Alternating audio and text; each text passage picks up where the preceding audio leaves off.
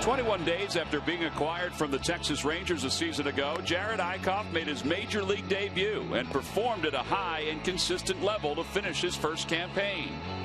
4 weeks after a thumb injury at the start of spring training, the 25-year-old takes the ball for his 2016 Grapefruit League debut today at Bright House Fields.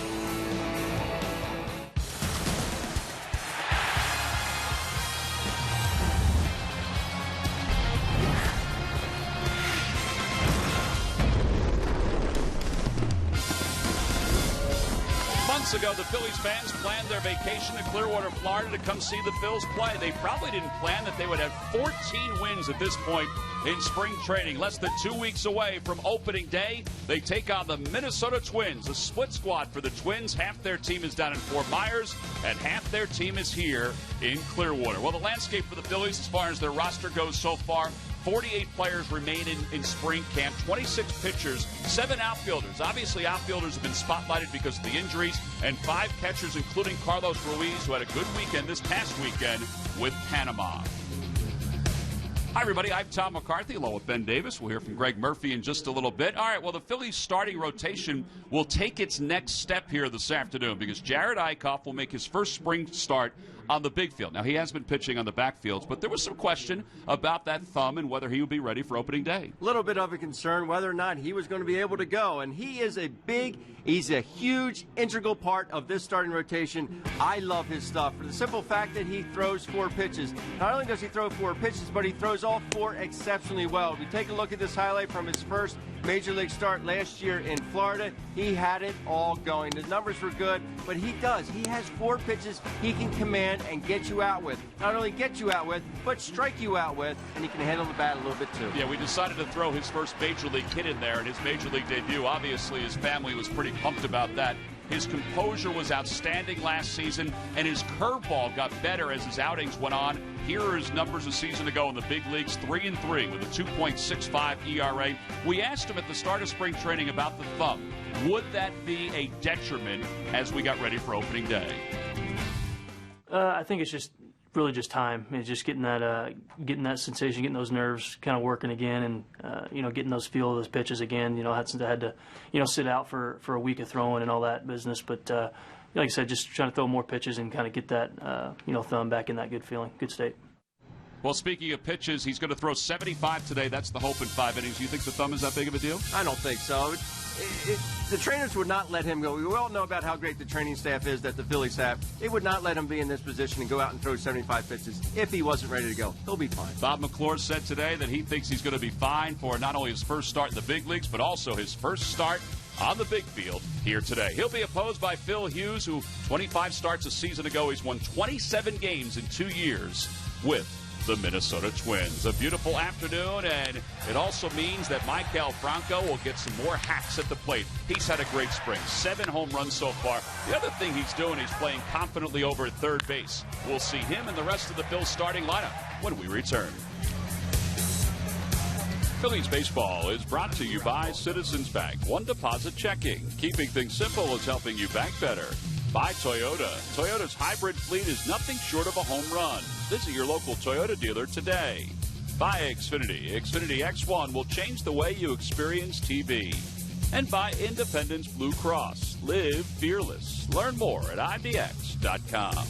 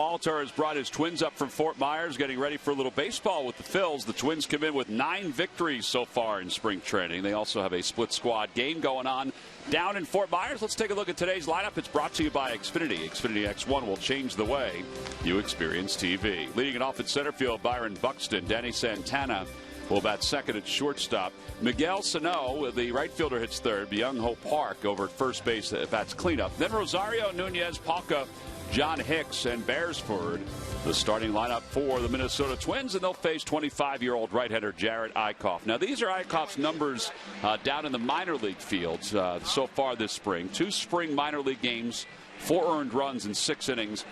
The first outing was rougher than the second outing. His velocity has been good, and his command has been good as well. Again, 4-pitch pitcher, has command of all 4 pitches like you were talking about, Tom. And take a look at the scouting report. Might touch 93. I think he'll sit probably around 90, 91 today.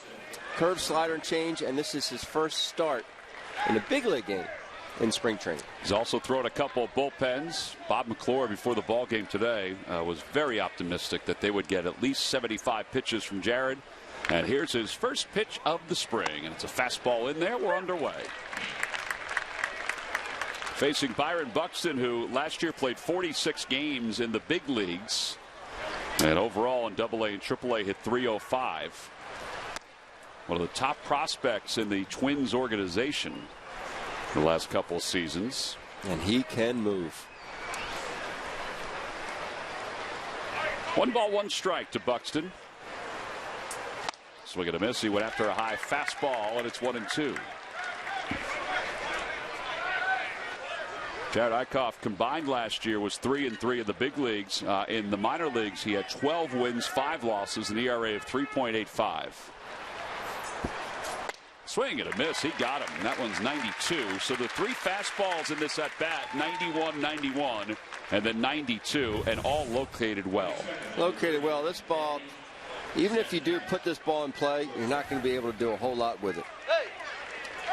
That's what I like to see early on in a ball game is fastball command. How well you command that fastball, it really just sets up all the other pitches in your repertoire. Here's Danny Santana playing shortstop today. One of the utility infielders for the Twins. Twins will have Escobar starting at shortstop. Swing and a miss. 1 ball, 1 strike. Santana's played 192 games in the big leagues so far in his career. Last year hit .215 with no homers and 21 runs batted in. Well, that slider looked pretty good there. Or was it the changeup? I believe that was a changeup. Last couple, 85 miles an hour. Shows me that Santana is really not picking up the arm motion.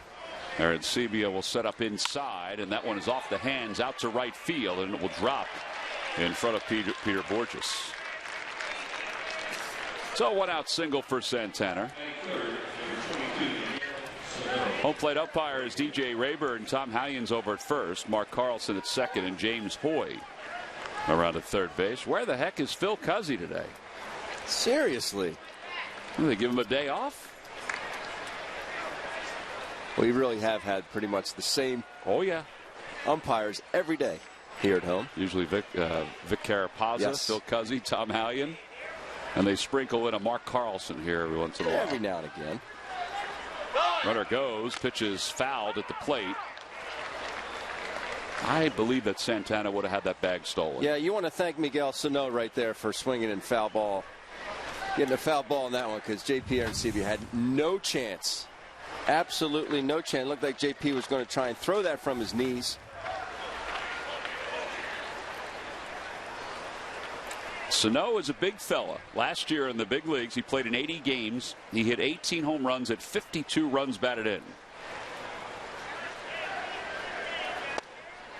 On the outside corner, 0-2. Boy, good location so far. Sano is scheduled to be the everyday right fielder for the Minnesota Twins. He's had a heck of a spring. He's hitting .360.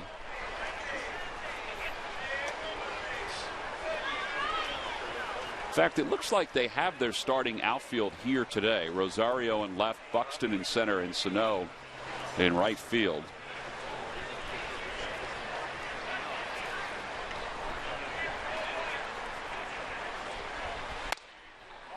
High with that fastball. They appeal. No swing, says Tom Hallion. And it's 1-2. See, Jared really making a concerted effort to elevate the baseball. Was able to get it up to Danny Santana. Not as high or as in as he'd like. Santana got the single, but climbing the ladders, making it a point today. Runner goes, pitch out off the glove of Aaron Sebia. It's going to roll toward the Twins dugout and right into the Twins dugout. So they'll send the base runner back to second. I think that Aaron Sebia tried to cheat a little bit on that, and ball just never got to his glove cleanly. You still have to watch it in your glove. It's a perfect pitch out to throw on. You can see he just really didn't look it into the glove. And it's hard not to get yourself as a catcher to go out and get that ball. You still have to let it travel and get to you. But that was to Eichhoff's credit. And pitchers aren't used to doing that, especially in spring training. But that was a perfect pitch out on his part. 2 balls, 2 strikes. And a breaking ball. And it's 3-2. Well, we've seen them fundamentally work on a lot of things in spring training. I'm sure they work on that on the backfields more than anything else. They'll usually, when they finish up their bullpens, they'll usually do a pitch out to either side of the plate. Oh, really? They definitely do it when they do the live batting practice, which is usually the first couple days of full team workouts. So they'll have a guy hop in there and he'll do a pitch out to either side of the plate. Most of the time they will finish up in their bullpen sessions. You liked live batting practice as a catcher. The worst. Inside, ball 4. So a couple base runners for the Twins here in the first. And that'll bring Byung Ho Park. 52, Byung Ho Park, first base. Byung Ho Park has made the adjustment smoothly to the big league pitching.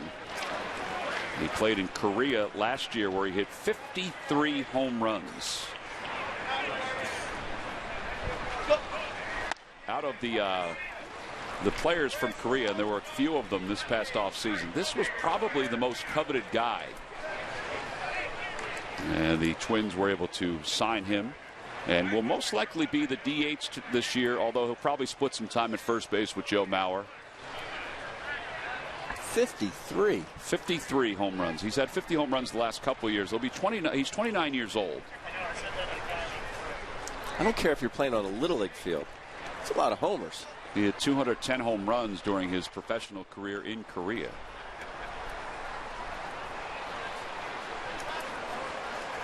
We saw last week the Korean player from the Orioles that had yet to pick up his first hit. Now he since has picked up a couple, but scouts are saying that they're not sure if he can pick up the fastball as well as Park has picked up the fastball. That ball is ripped into left field. It's going to go to the corner. 1 run will score. Sano's on his way to third, and he'll be held there. It's an RBI double for Park. And it's 1-0 Minnesota. Yeah, there's a little difference in his swing there. And he picked up that fastball there off Jared Eichhoff. I think what Jared did, maybe got a little too concerned with Santana on second base and kind of went, didn't really gather himself over his body, just kind of went and left this ball elevated up over the plate. Good short swing there by Park. Mike. So 2 runners in scoring position, 1-0 Minnesota. Eddie Rosario will be the batter. Rosario finished 6th in the American League in the Rookie of the Year voting last season for the Twins. Swing and a miss. Off-speed pitch, 0-1. Rosario had 13 home runs, 50 runs batted in. And you look at his spring numbers. .313 with 2 homers and 4 RBIs.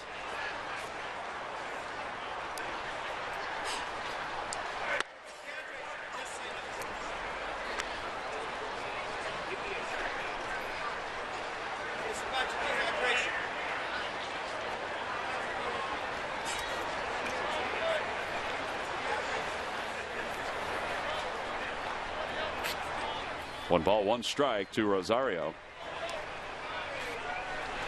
Swing and a miss. That's a good located fastball right there. It's a great located fastball, but I'm trying to figure out what Rosario is trying to do there.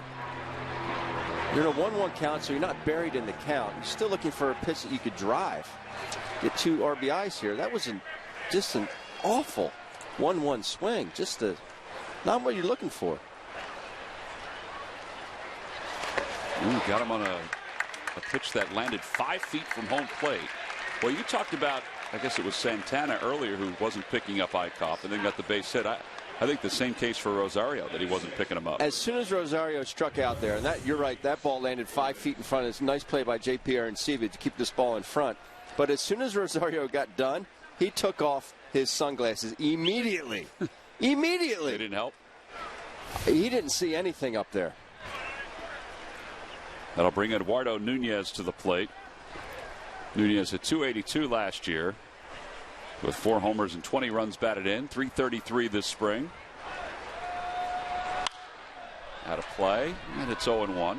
And that was a good play by JP, because those really, really short ones, you kind of don't practice those when you're blocking balls. You really don't know which way it's going to bounce. And he did a good job of really kind of getting over top of that ball and smothering it. 2 runners in scoring position for the Twins. They have a 1 run in on the RBI double by Park.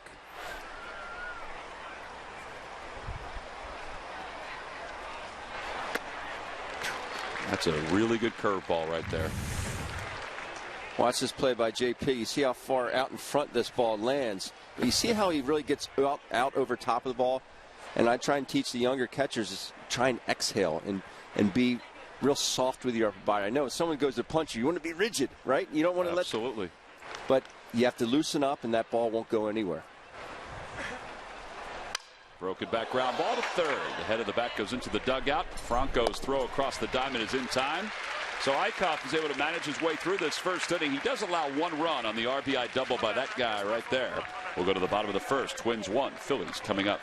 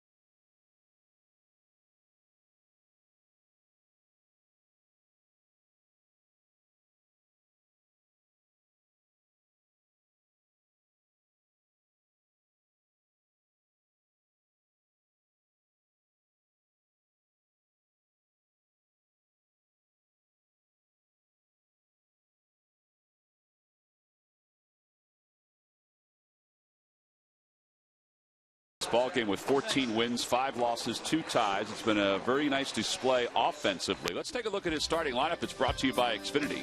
Xfinity X1 will change the way you experience TV.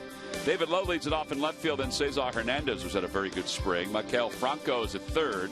Ryan Howard's over at first base batting cleanup. Andres Blanco will be at shortstop batting fifth. Arenciva sixth. In the bottom third of Borges, Darnell Sweeney, and Jared Eichhoff. The pitchers get some more ABs. They'll face veteran right-hander Phil Hughes, who's been a decent pickup for the Twins since coming over from the Yankees so far this spring. This is his 3rd start. 5 innings, 2 hits, and he has not allowed a run. Take a look at the scouting report for Phil Hughes. 87 and 90. He might get a little bit higher than that with that fastball. 4-pitch pitcher. He was the Yanks' first-round pick in 2004.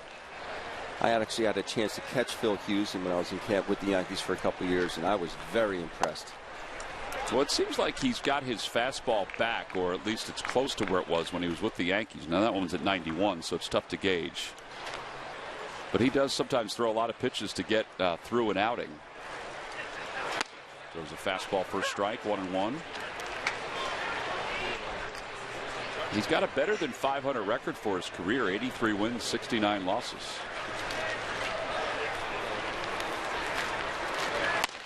David Lowe late on that high heater, and it's 1-2. He just had that stuff, and Jorge Posada and I were locker partners with the Yankees, and he and I would just sit and talk and rave about the stuff that Phil Hughes, especially at such a young age. Everything came out of his hand, same arm slot, 4 pitches. He was electric. Borderline Hall of Fame name dropper. I think he's secured his spot in Cooperstown. Hall of Fame name dropper. Me? Yeah. Why not? 2 balls, 2 strikes to Lowe. Off the hands, popped foul. Oh, nice catch. Barehanded grab by that gentleman right there. I don't need no stinking glove. See, he doesn't need a glove, Tom. There's some balls that are hit that you need a glove, Ben. Okay. 2 balls, 2 strikes to Lowe. Strike 3 call right on the outside part of the plate. So 1 away. 3 strikeouts so far for the pitchers combined. Number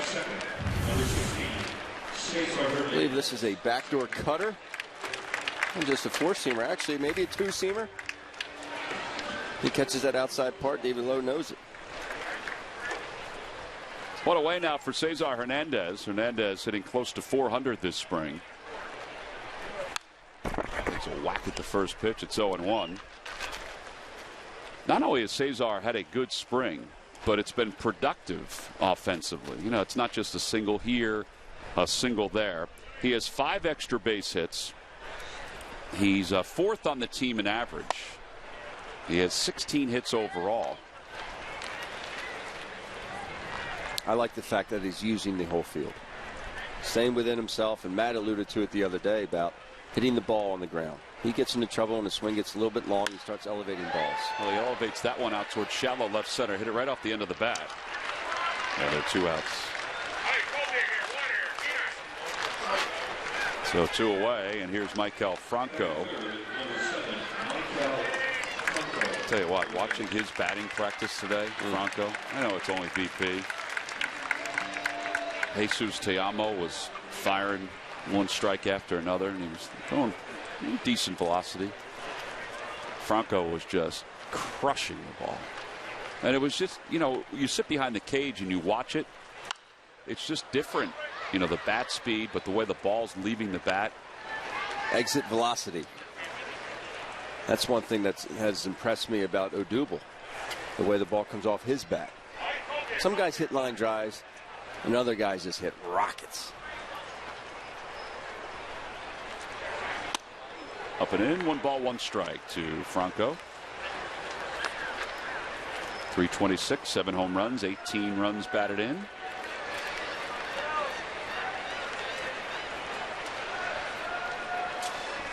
I think he was thinking fastball there. Yes, indeed. Good pitch there by Hughes. That was a good swing by Michael. He's fooled, obviously, on the velocity, but it was a good swing. That one's lined out towards left field. Rosario going back. It's over his head, off the base of the wall. It's going to be a long single because of that exit velocity. So Franco's aboard with 2 men down. That's the kind of ball that was hitting BP today, Ben. I mean, it was just like that. Now, a lot of them were going out into Frenchies, but it was jumping. Hitting, how do we make adjustments as hitters? Okay, you fool me on a breaking ball, the prior pitch. You come back with the same pitch. Now I'm going to make the adjustment. And that's exactly what he did. That's what good hitters do. And it could be from pitch to at pitch, at bat to at bat, or game to game. That's what good hitters make, those adjustments. There's Ryan Howard, a couple home runs this spring.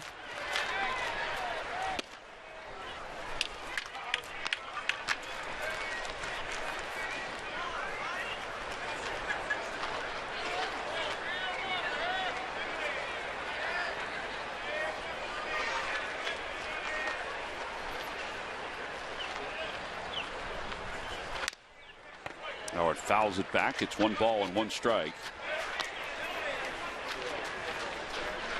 It'll be Howard and then Blanco. Since our last television game, the Phillies have sent out Brock Stassi to the minor leagues. I thought Brock played very well while he was up here. I think opened up a lot of eyes defensively more than anything else. A little low, 2-1. I was very impressed with Brock. Both sides of the ball. I was a little concerned with guys that come up and have that big leg kick, but he makes it work.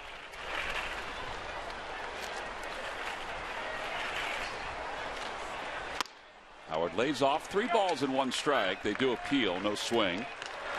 See Ryan there tapping his front leg, saying, you know, a little too quick with that front leg. You want to get that front leg down on time. A little tardy there. That pitch had been in the zone. I don't know if he was ready to hit, but he'll be ready to hit here. 3-1. Short lead for Franco over at first. He'll still throw over, and he's back standing.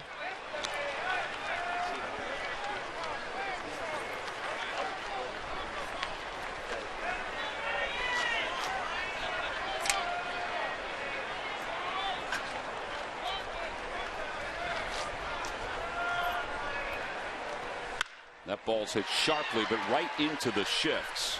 Ryan Howard is retired 4-3. No runs, 1 hit, and 1 man left. When we return, Aaron Altair has made a return to Clearwater, and he's going to be down the left field line chatting with Murph.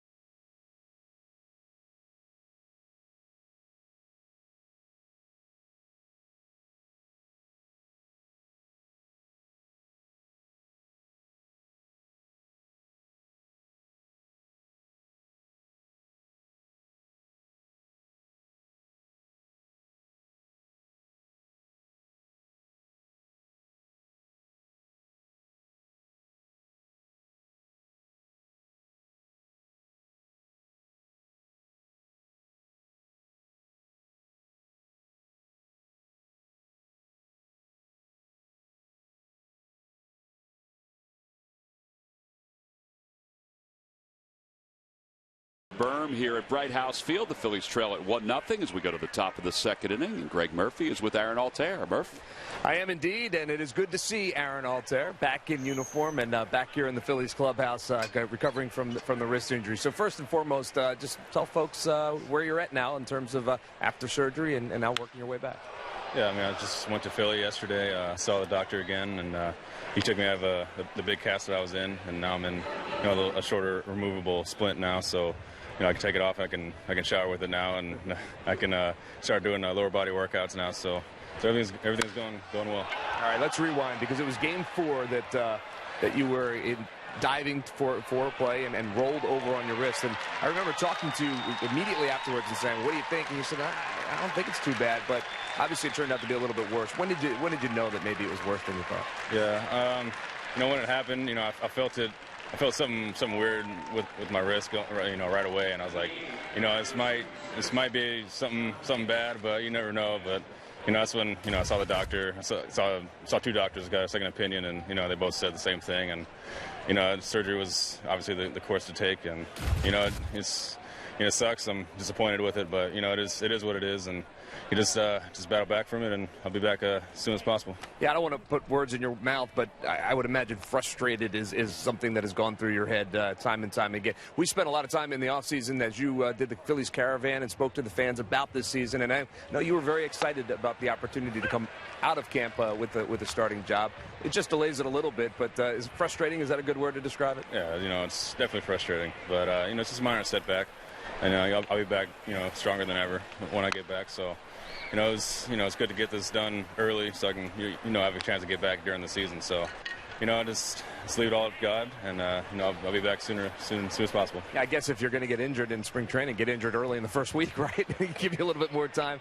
Before I let you go, so what is your timetable? I know everything can change, but what are you hopeful that you said in about a week or so you'll get this cast? How long until you get this brace off, and then where can you go from there? With this brace, I have on for 4 more weeks, and then I can start doing rehab stuff and start moving it around and really get after it. So, it all depends on how my body feels, and I know my body better than anybody else. So, if I feel good after a couple months, then I'm ready to go. But if not, then just gotta be patient with it and just listen to my body. As we were waiting to go on the air, you said to me though you feel very certain you'll be back this season. That's the plan. Oh, no doubt. I definitely plan on being back sometime this season for sure. All right, Aaron. We look forward to it. Get healthy, and we'll see you soon. Thanks for taking some time, guys. We'll send it back upstairs. All right, Murph. Thank you. We appreciate that. 1 out here in the second. A long home run by Daniel Pauca after he launched a long foul ball home run.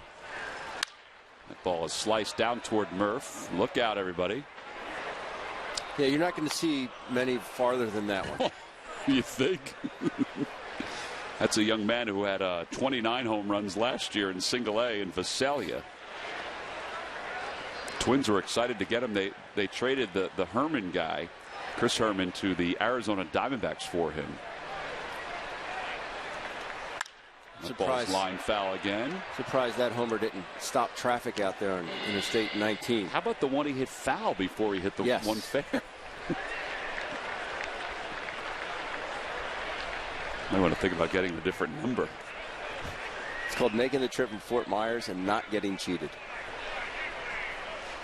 Breaking ball and a called strike 3. 4 strikeouts for Eichhoff. And there are 2 outs.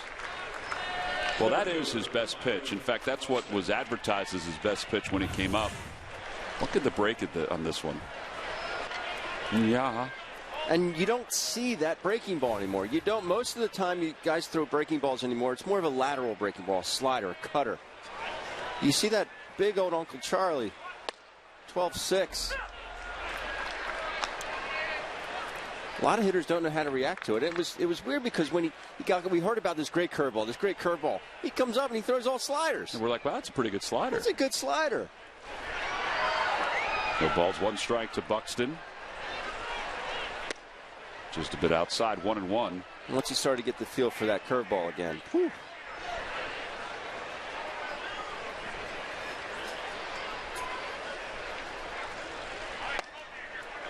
That's a changeup, and it's 1-2 to Buxton, who struck out swinging his first time up.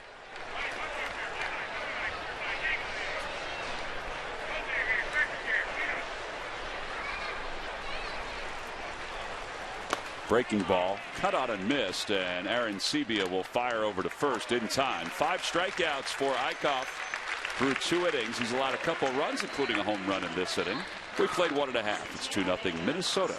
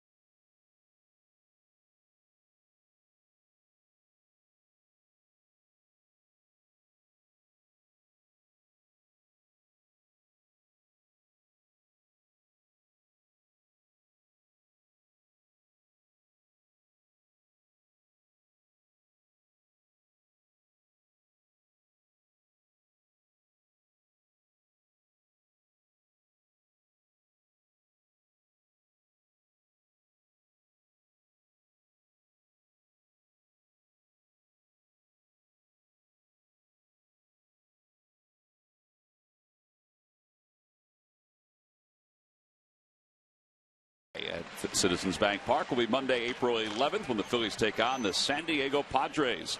All fans coming to the yard that day will receive the Phillies commemorative opening day cap. Tickets can be purchased by going to Phillies.com.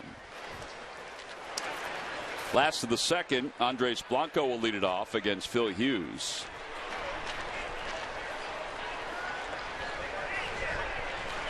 Blanco hitting .273 this spring.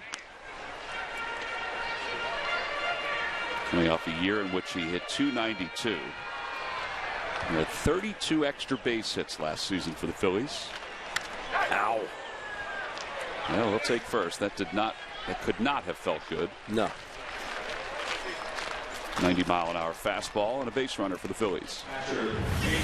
To his credit, though, he wore it well. Thank goodness he turned inside. So maybe it didn't hit it flush. John Hicks caught a little bit of that, too, the catcher for the Twinkies. Here's Aaron Sebia. Aaron Sebia has had a solid spring offensively. Hitting .368 with 2 home runs. It'd be great if that was their logo. Immediately think of the gopher from Caddyshack? I did not think of the gopher from Caddyshack. That gopher liked him some Twinkies. No balls, 1 strike to Aaron Sebia.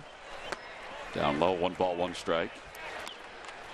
I mean, if they want to, they can make it part of their jersey. The Lehigh Valley Iron Pigs are doing that with the cheesesteak jerseys and the bacon jerseys that they have. I do like the bacon hats. They're cool. Have you seen the cheesesteak jerseys? I have not. Really cool. 1 ball, 1 strike to Aaron Sebia. Down and away, 2-1.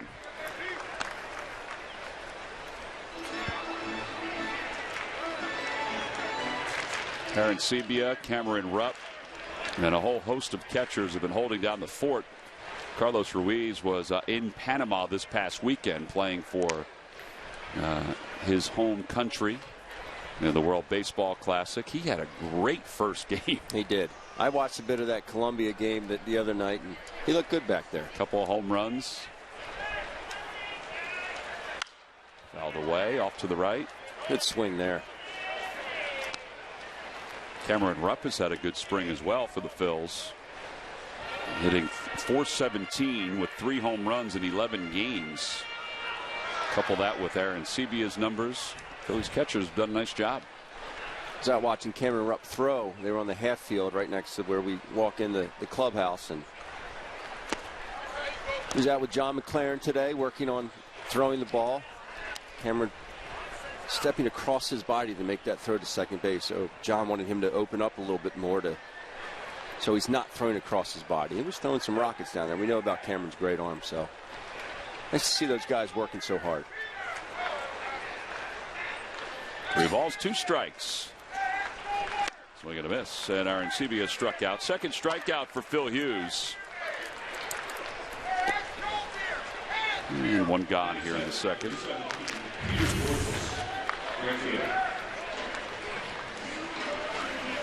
Curveball down the zone. I think J.P. Roy picked up the rotation on that breaking ball. Well, now Borges has 11 hits this spring. 324 overall. Pulls that one toward the hole at shortstop. Backhanded nicely by Santana, but he has no play. Blanco got a good break off first, and there was no chance to throw across the diamond to get Borges because of his speed. And the Phils have 2 runners on with 1 man down. That's why it's so important for Andres to go hard right there, because that literally was Santana's only play to second base there to get the force play on Andres. He was going hard as soon as that ball was hit.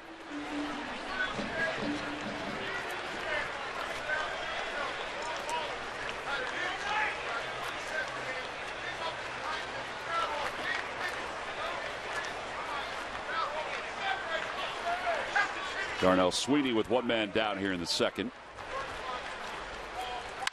And Darnell fouls it off to the left onto the concourse. That may have gone right into the merchandise store.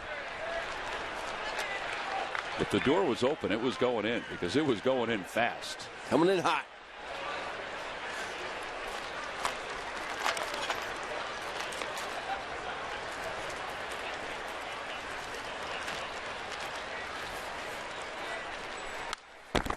late on that fastball, and it's 0-2 to Darnell. Eichhoff is on deck. Two really good swings there by Nara. The balance on that swing in particular was excellent. He got finished, and you could have gone up and tried to push him over, and he would have been totally fine. The balance was spectacular.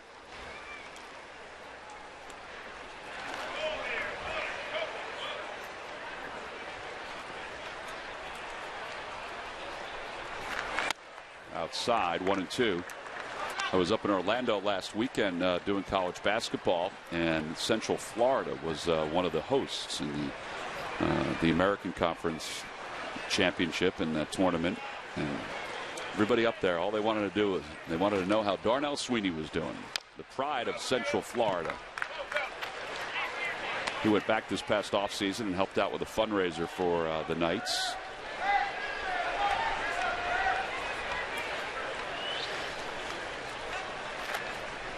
And will he make this team? You know, a lot of it from an outfielder standpoint is going to depend on depth and these injuries. Is Odubel Herrera, going to be back? And it looks like he will be. That kind of stuff. And the injury to Altair, the injury to Cody Ashe. What Darnell does bring, though, is kind of like an extra bat because he is a switch hitter. Good from both sides. 1-2 pitch to him. It's sharply toward the hole, under the glove of Danny Santana into left field. Blanco will score. The throw to third, not in time. Borges going first to third. An RBI single. It's a 2-1 ball game.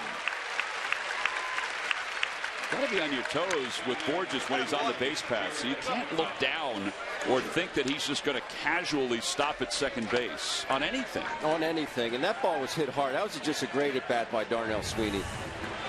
Goes with the pitch here, just out of reach of Santana. And again, this ball's hit pretty firmly. There's no hesitation in Peter Borges getting at third base. I wouldn't say easily, but that's very good base running there. And that's what Pete Mackanin, Juan Samuel, they really want to see. Well, here's Eichhoff, who injured his thumb while doing bunting practice earlier this spring. Chops that one back to the mound, and it's going to be a force play at second. And an errant throw to first. That'll allow Borges to score. And the Phillies have tied this game up at 2.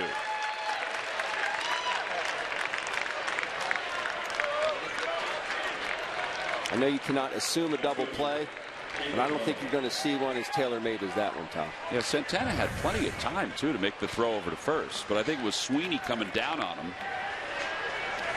He still had plenty of time. Still had time. I don't know why he had so much momentum going towards right field. I think that momentum really carried him. Had to Laredo the ball, sidearm it to first base, and got that sinking action on the ball. Ball's fouled off the shin guard of the home plate umpire, DJ Rayburn. That is a rule that I never really understood. You can't assume a double play. But, Tom. I did not assume the double play on that, Ben. Of course you didn't. Actually, if we're going to be 100% honest. Honesty is the best policy. Mom always said that, Tom. I did assume the double play on that one. Okay. Thank you for your honesty. Mm-hmm. 1 ball and 1 strike to David Lowe. Struck out looking his first time up.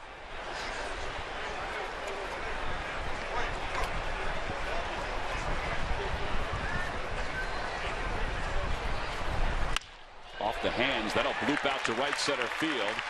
Eichhoff's going to stop at second base.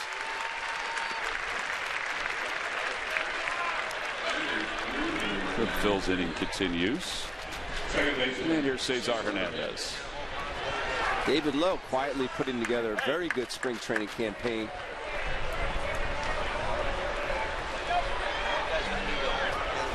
Which is good because there are jobs to be had from an outfielder standpoint. Cesar flied out to shallow left center field his first time up. He's 0 for 1.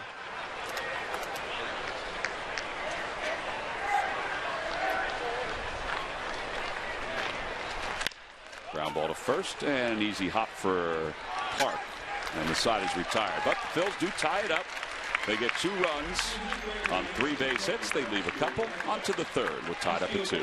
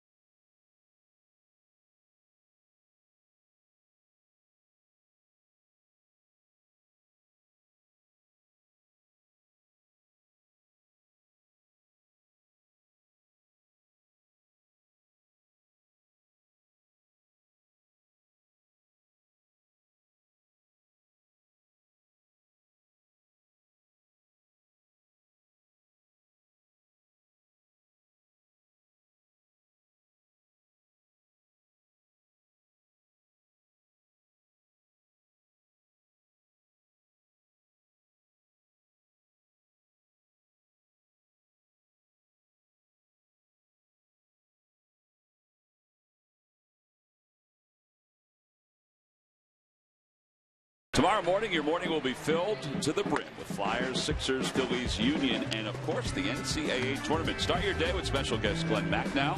John Clark will be in Louisville, and Dr. John Giannini, the head coach at LaSalle, on Breakfast on Broad, weekday mornings on TCN, the Comcast Network. Well, a cool day here in Central Florida. Beautiful day to be out on the berm. It's a near-capacity crowd here at Bright House Field. It's not going to duplicate St. Patrick's Day here at Bright House Field, but it's still a nice crowd. Jared Eickhoff, who was running the bases, just finishing up his warm-up tosses. And Danny Santana will lead things off for the Twins in a 2-2 ball game. Eickhoff so far has struck out 5, and a lot of fastballs so far, Ben. I like the fastball command. I really do. I think that breaking ball is going to be there for him. But the fastball command, especially down and away to righties. Santana did indeed offer it that, so it's no balls and 1 strike.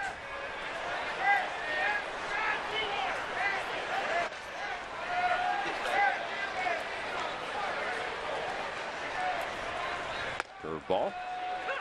Thing about Eickhoff that everybody raved about last season, and I think we saw it for our own eyes, is there's not a whole lot of change in demeanor out on the mound. Success or failure. Delivers that one a little outside, 1-2. I'm not saying that a pitcher has to be rah-rah. I'm not saying a pitcher, can't show his emotions, but for a 25-year-old, it's a pretty good personality to have. Where you're kind of unfazed by things. I wouldn't say it's ho-hum. Oh, I'm pitching well today. Ho-hum. I'm getting knocked around there's today. A fire. There's definitely a fire. They all have to have that fire inside. But you would never know it. He doesn't let it show. I think the young pitchers as a group, Bob McClure does a great job with them as a group, not showing that emotion, staying within themselves. Any sport, if you go up against an opponent, Tom, and you see your opponent starting to show that emotion, you know you have them. Yeah, you kind of feed off of it. You feed off it. Momentum goes on your side. Here's the 1-2 pitch. Little tapper to the right of home plate. And it remains 1-2.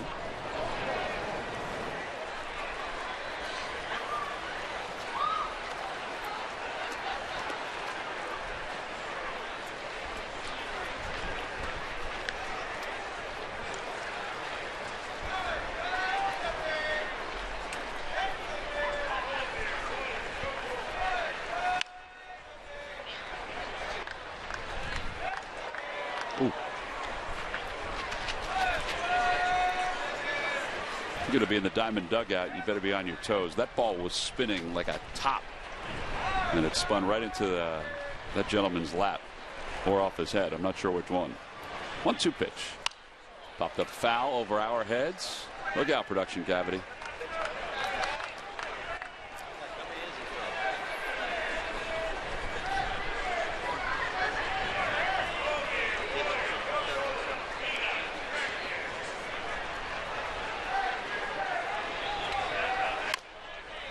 Pretty good battle going on here with Santana.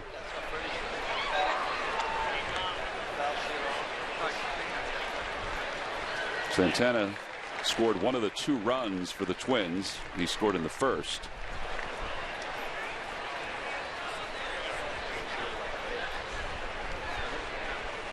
Man, that is 6 straight foul balls. Hit one the other way. What is Aaron Seabee going out to talk to him about right here? I mean, is there something that he's discussing as far as the next pitch goes? Well, Jared keeps throwing strikes, which is great. But I think he's just breaking up the rhythm of Santana right now. He's in swing mode. And he's doing a fine job of prolonging this at bat. Would you bury one here? Would you throw one out of the strike zone? In his ribs? Well, no. Well, maybe. I think that's what that meeting was about. Yeah. Hey, let's get him off the plate. He's a little too comfortable right now. No, I definitely would have tried to throw one, a short one.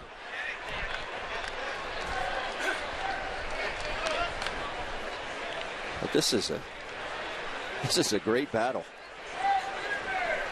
The last thing you want to do as a pitcher here is try and go harder. Well, this will be the 12th pitch of this at bat. Got him. He threw him a slider that was up in the zone. He has 6 strikeouts. And 1 away from Miguel Sano.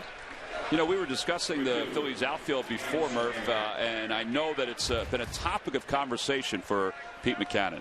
Well, and it had to be. You know, there were certainly question marks and competition coming into camp. Nobody had a job sewn up, but you're taking a look at 3 of the guys that you thought for sure were going to be in the mix and still will be in the future. However, a lot of these guys are banged up right now. Herrera, we're not sure when we're going to see him come back. Ashley has not been able to get out on the field quite yet, and we just heard from Aaron Altair. So what does that mean for the outfield now? Well, that's where the question marks lie, and there are some guys that are playing very well in their chance to win a job. I'm talking about guys like Cedric Hunter, guys like David Lowe that we're getting a chance to see today. Darnell Sweeney, who I think was really in the topic of conversation for an infield utility job coming into camp, has found his way out into the outfield and into the conversation as well. So, you know, Peter Borges and Tyler Goodell, we expect will be part of this team going forward. But again, no jobs have been locked up yet.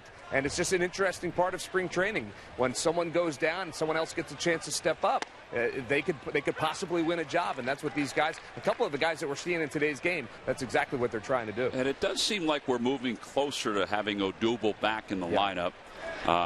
Cody Ashley, as Murph said, hasn't done a whole lot on the field except for, you know, maybe shagging some fly balls, things like that. I think the hope is that he'll be able to come back out, but it looks like he's going to start the year on the disabled list. 3 balls, 2 strikes to Sano. And he fouls that one back to the screen. I think you're right, Tom. I think Odubel Herrera is getting pretty close to being back out there. You know, we were talking to him today. He's certainly in good spirits. You said to him, hey, you know, what's the story? He said, I'm good. I'm good.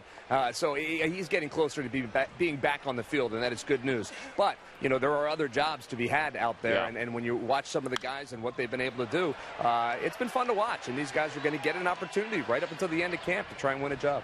Cedric Hunter has been enjoyable to watch. Just all of the activity that goes on with his swing and how hard he swings. So we'll see. We mentioned before there are still a number of pitchers and outfielders still in camp. 3-2 to Sano. And a breaking ball, ball 4. And Murph, I think you would agree that there's really not one particular outfielder that's in the running for that spot that you could say, you know what, this guy, there's no chance, because they've all played very, very well. Yeah, and you know, it's going to make for a difficult, you know, decision for McClintock and his staff when those decisions need to be made. But that's exactly what they were hoping for. Hey, make our decisions difficult. Go out there and play well. Give us a reason to keep you. And Ben, I think you're exactly right. I don't think you can eliminate any name right now that is currently here from a job possibly coming north with this team and being a part of the 25-man roster when it all gets started in the beginning of April, because all of them have done a really nice job when they've had their time. Yeah, we've already seen Lowe pick up a base hit here today. Well, Eichhoff has a runner at first and Park at the plate. That pitch is in the dirt. You know, he walked Sano right there. I think that at bat with Santana really kind of gassed him a little bit. I think that's why JP's going out there. Hey, deep breather. Some air back in you here. Because he really had to work and battle against Santana. Was it 13 pitch at bat? Yes. Man of the people, Murph. Just saying hi. 2-0 to Park. On the inside corner with that fastball. We mentioned before, Eichhoff is scheduled to throw 75 pitches today. 5 innings or 75 in that neighborhood.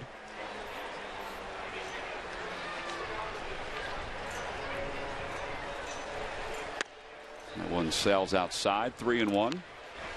I would think he's going to have to be a little careful with this pitch right here, just based on the last base hit for Park.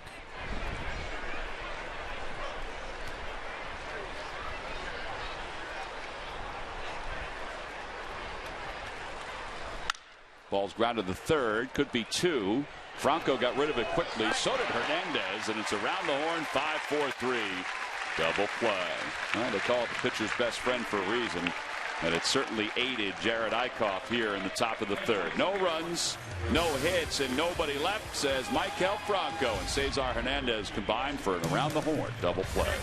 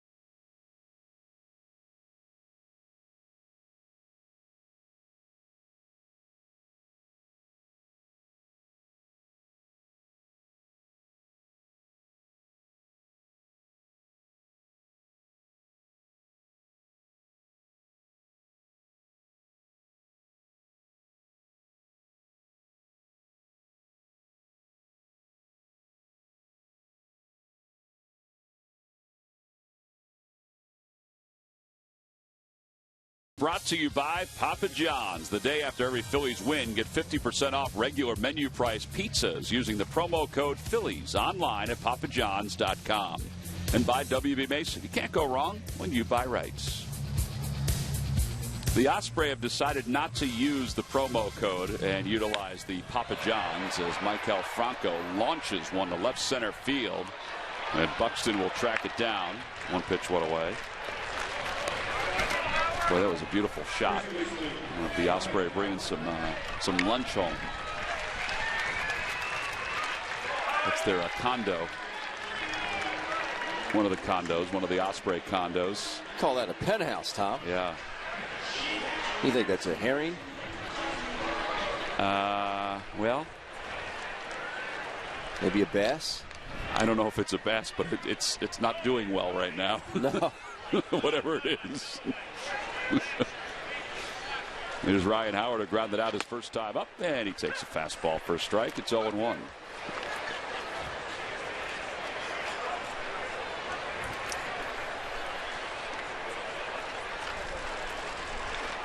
Outside, 1 ball, 1 strike. Howard has a couple home runs this spring. The Phillies as a team are tied with the White Sox for the second most home runs overall in spring training games with 30. The Tigers have 35. That leads the way. Phillies are also 5th in runs. Diamondbacks are first. Diamondbacks have scored 30 more runs than the Phillies. They have 156 runs so far this spring. It's thin air out in Arizona, Tom. I guess so. 3 strikeouts for Hughes. Oh, the Fanatic's birthday will be on Sunday, April 17th. Brought to you by Citizens Bank. And all fans 14 and under, all kids, will receive the Fanatic Flare Hair Visor. It's all part of a 3-game series against the Washington Nationals. Get your tickets now. You can get them by going to Phillies.com. Fanatic was busy packing up his suitcase earlier today, because he's got to leave on Friday, late Friday, to head back for the Phillies 5K on Saturday. So if you decided to join a whole bunch of people that are going to be running the 5K. What do you think's in that suitcase, Tom? Well, he's going to need he might not need a jacket. He's going to need another jersey. Just a couple jerseys. A couple of hats. No pants, obviously. Nope. Maybe another pair of shoes. That ball is drilled to right field. And it's going to the wall. And Blanco is on his way to second base. And he'll be there standing. I know it's spring training, but how good does that feel for Andres Blanco? You get drilled, your first at bat. No, you want a piece of that pitcher. I know Phil Hughes didn't do it intentionally, but that's got to feel good for Andres. Good swing there. Stays through the ball. Rifles it down the right field line and cruises into second with a pair. Yeah, he was peeking to see if he should go to third on that if the ball was not going to be played cleanly by Sano. But there are 2 outs. You're already in scoring position. And Sammy at third base had the hands up and finger pointed over to second base. Here's Aaron Seavey. He struck out his only time up.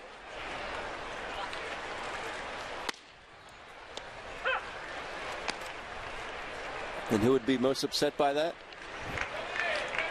Being thrown out of third? Yes. Well, Sammy would be pretty upset. Aaron Seavey would be upset too. Go in, put his gear on, go catch an inning, come back, take the gear off, and lead off. I got to think about that a little bit more. I told you. It's what goes through our minds. You did run that by Cameron Rupp, and he wasn't in agreement with you. 100% agreement.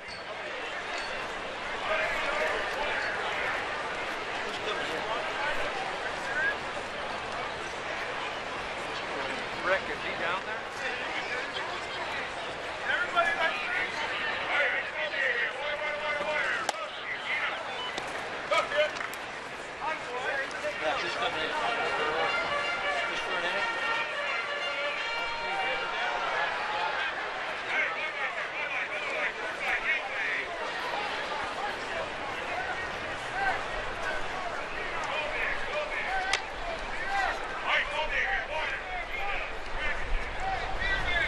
Swing and a miss, and he gets Aaron Seavey for a second time. He got him with a breaking ball, and that'll wrap up the third for the Phils. No runs, 1 hit, 1 man left in scoring position.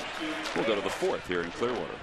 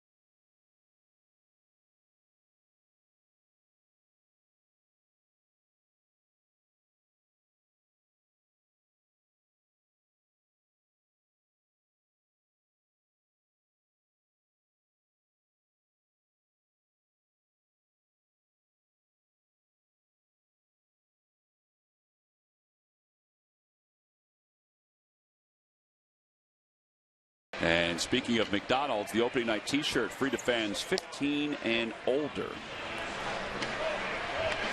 Get your tickets now by going to Phillies.com. Beautiful sight of Clearwater Beach, and we then find our way back to Bright House Field. Ernesto Frieri is loosening up in the pen. Jared Eickhoff is zeroing in on his pitch count for the day. Eddie Rosario will lead it off. He struck out his first time up. Eickhoff has struck out 6. He's allowed 3 hits. Starts him off with a slider, and it's 0-1.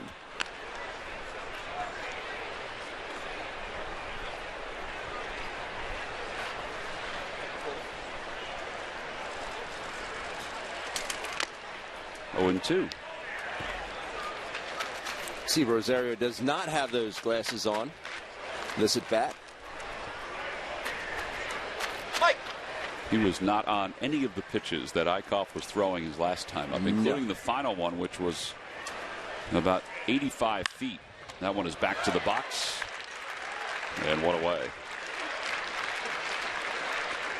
I should say 55 feet.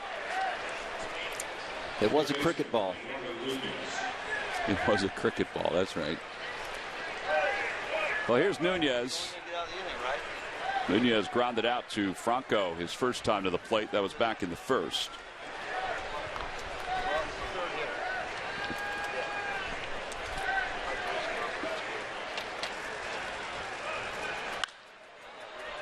Shallow right field. Hernandez backing up. And he'll make the catch. 2 outs.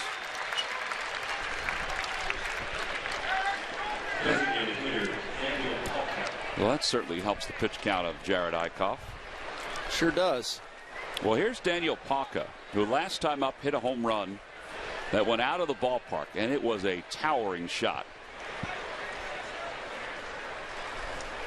That one's hit out towards center field, and he mashed it. Sweeney going back, and it is gone. 2 home runs for Daniel Palka here this afternoon, and it's 3-2. Minnesota's on top. Well, you can see why he hit 29 home runs in the minor leagues last year. You can see why the Twins wanted him for Herman this past offseason. Man, 3 swings, 2 homers. That's a fastball. You talk about center cut. Good load right there. Really gets loaded up. Drives that ball out to center field. Look out. Hicks loses the bat as it heads toward the end of the third base dugout.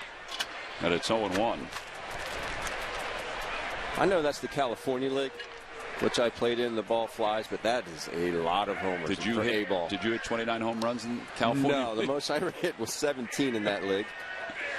Well, you know, he's a kid who the Phillies drafted out of high school, and he decided not to sign with the Phillies, and he went to Georgia Tech.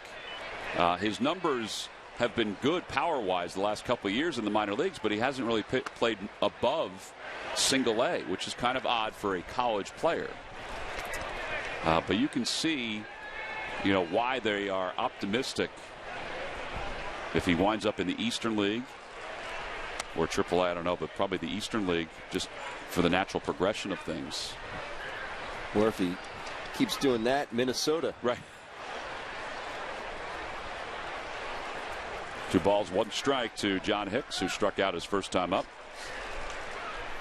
And he fouls that one back. It's 2-2.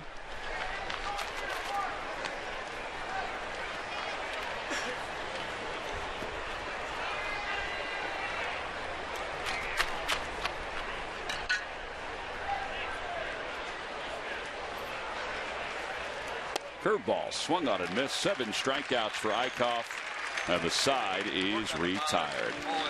A home run by Daniel Palka, his second one of the day. It one to right field, and this one to center field. We'll go to the bottom of the 4th with the Twins on top, 3-2.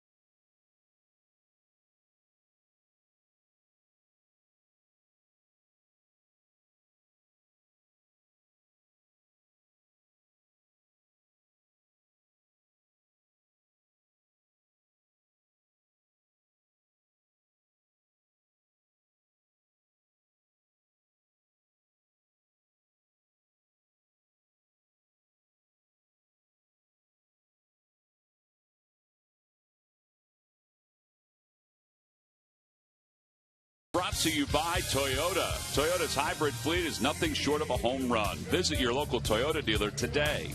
And by Xfinity. Xfinity X1 will change the way you experience TV.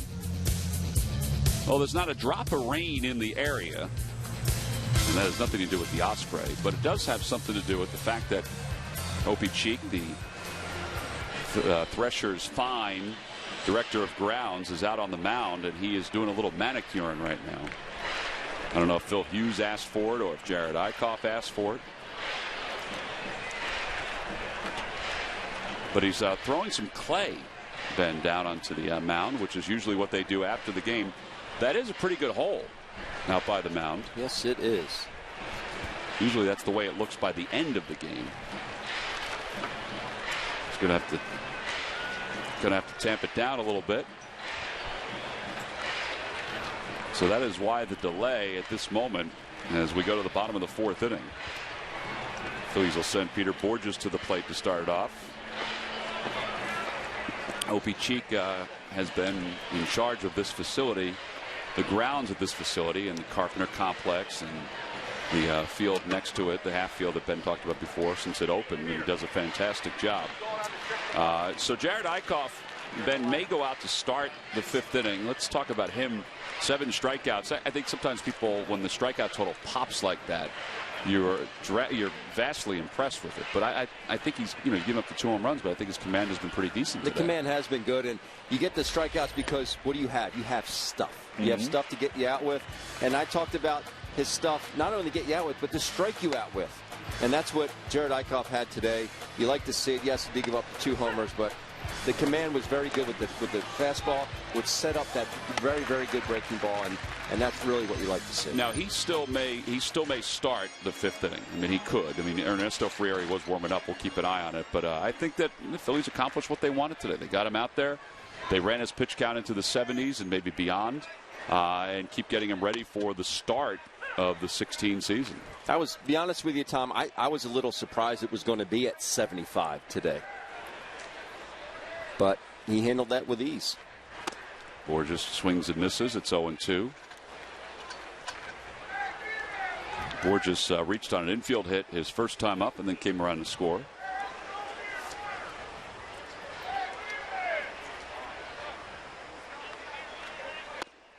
And a strike 3 called right at the knees toward the inner half of the plate. 5 strikeouts for Hughes. And here's Darnell Sweeney. Sweeney reached on an RBI single his first time up. Bob McClure was having some conversations with JP Arencibia after that first inning for Jared Eichhoff, and I would think, you being a former catcher, you would know this better, that the pitching coaches rely on your thoughts on how the ball is moving and how it's located. They do, and they also want to see how his stuff compared in the first inning, how his stuff compared in the 4th inning.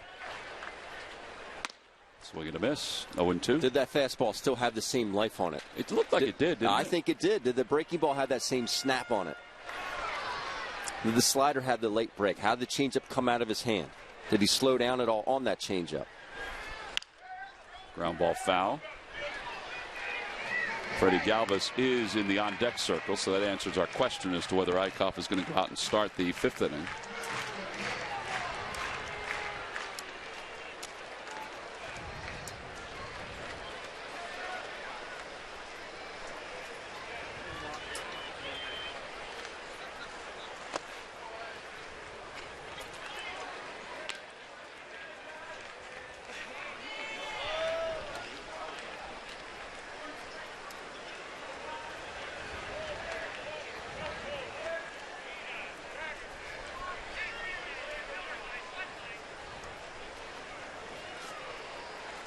Up high, 2-2.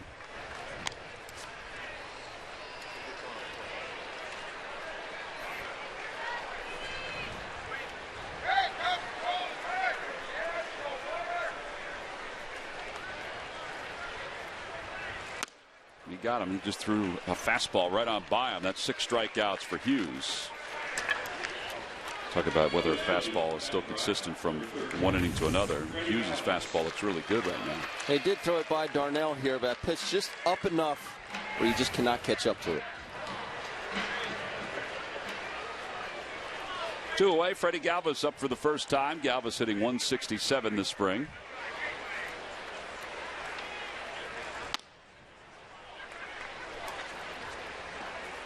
Of the Phillies regulars, he's the one that's not on track yet offensively.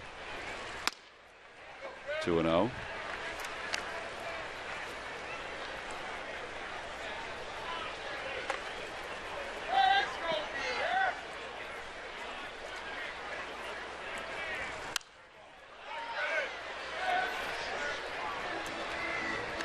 Pete McCann really sticking to his policy of really there's only 2 players on this team that have really warranted playing, and that's the big piece, and Carlos Ruiz.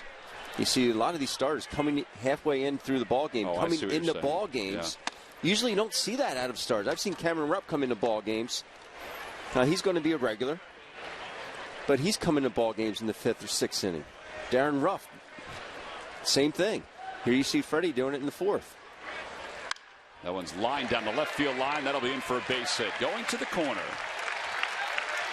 So Galvis will pull into second with a 2-out double. That'll make Galvis feel a little bit better. I will applaud that effort all day long by Freddie. That was beautiful. Worked himself into a great hitter's count, 3-1 count. Doesn't try and do a whole lot with it, but that's about as short a swing as you could ever imagine. Shoots that ball down the left field line. And he laid off a couple pitches that were, even the first pitch, up in the zone a little bit. Maybe Freddie a little over anxious early on, but got himself into a great count. Nice to see. So David Lowe, who singled his last time up, has a runner in scoring position in a 3-2 ball game. Breaking ball. Phillies now have 6 hits here this afternoon.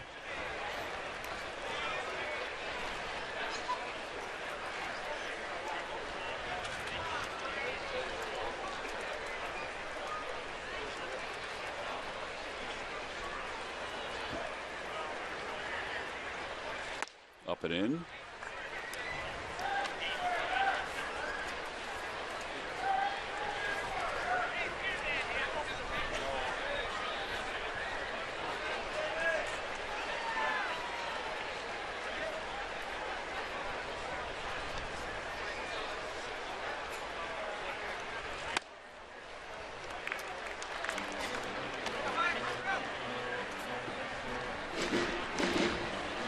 Six pitches for Hughes. Paul Molitor has not named his opening day starter as of yet. Not that it'll definitively be Hughes. It could be Kyle Gibson.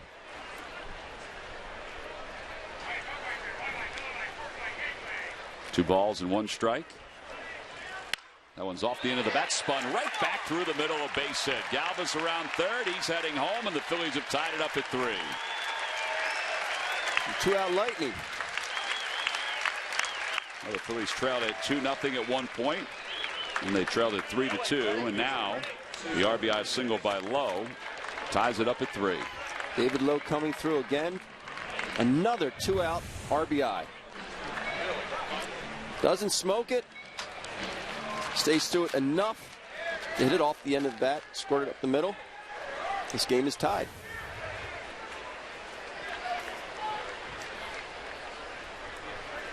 Let's see if Lowe gets moving here with 2 outs and Cesar up at the plate. Hughes is thinking the same thing. He tosses over just to keep him close.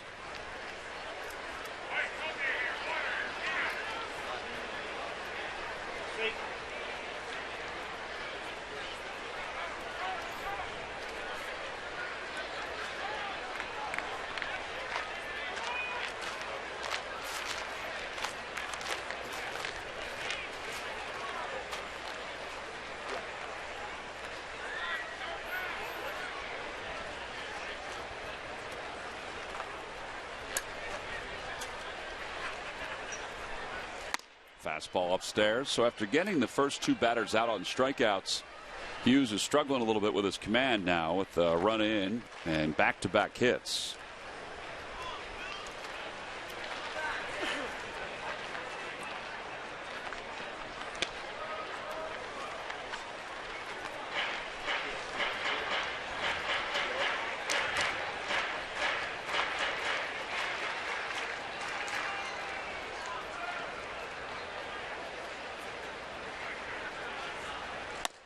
They throw behind David Lowe, and he just gets back. The ball actually got there faster than I thought. Quick release. Good tag by Park down at first base.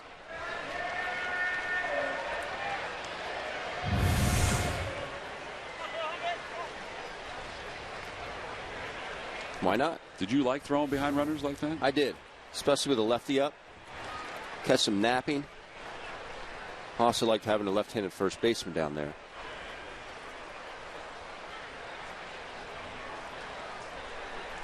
That one's pulled off the bag, down the right field line, low, around second, heading toward third. And he'll get there. Phillies have first and third with 2 men down. Well, when you're going good and Cesar's going good, you get a little bit of help, particularly when you hit the ball hard. The Phillies now with 8 hits this afternoon. Yeah, but I'm thinking, Tom, if this ball doesn't hit the bag, because the ball was hit very sharply. That's true. If it doesn't hit the bag, that might get down in that corner, allowing David Lowe enough time to score. We saw him score from first base on a similar hit ball the other day. He was off and running. Watson well, sending him all the way. Now you get Michael Franco up. Well, Franco is 1 for 2. He singled his first time up, and he flied out to the warning track in center field his last time up. Twins will play him to pull. They try to cut off the hole on the left side. Outside corner, 0-1. If you're Phil Hughes, going to this inning, 2 strikeouts, get a pinch hitter up, thinking you're feeling pretty good about yourself. Absolutely. All of a sudden, there's 1 run in, you got the 3-hole hitter up with 2 runners on. That's why this is the best game ever, Tom. You never know. Out of play, and it's 0-2. Well, Franco probably would expect a breaking pitch here with a count, no balls and 2 strikes. I think his judgment's been very good this spring. You know, the evolution of his eye at the plate, of understanding what pitch he's going to get thrown and how to attack it.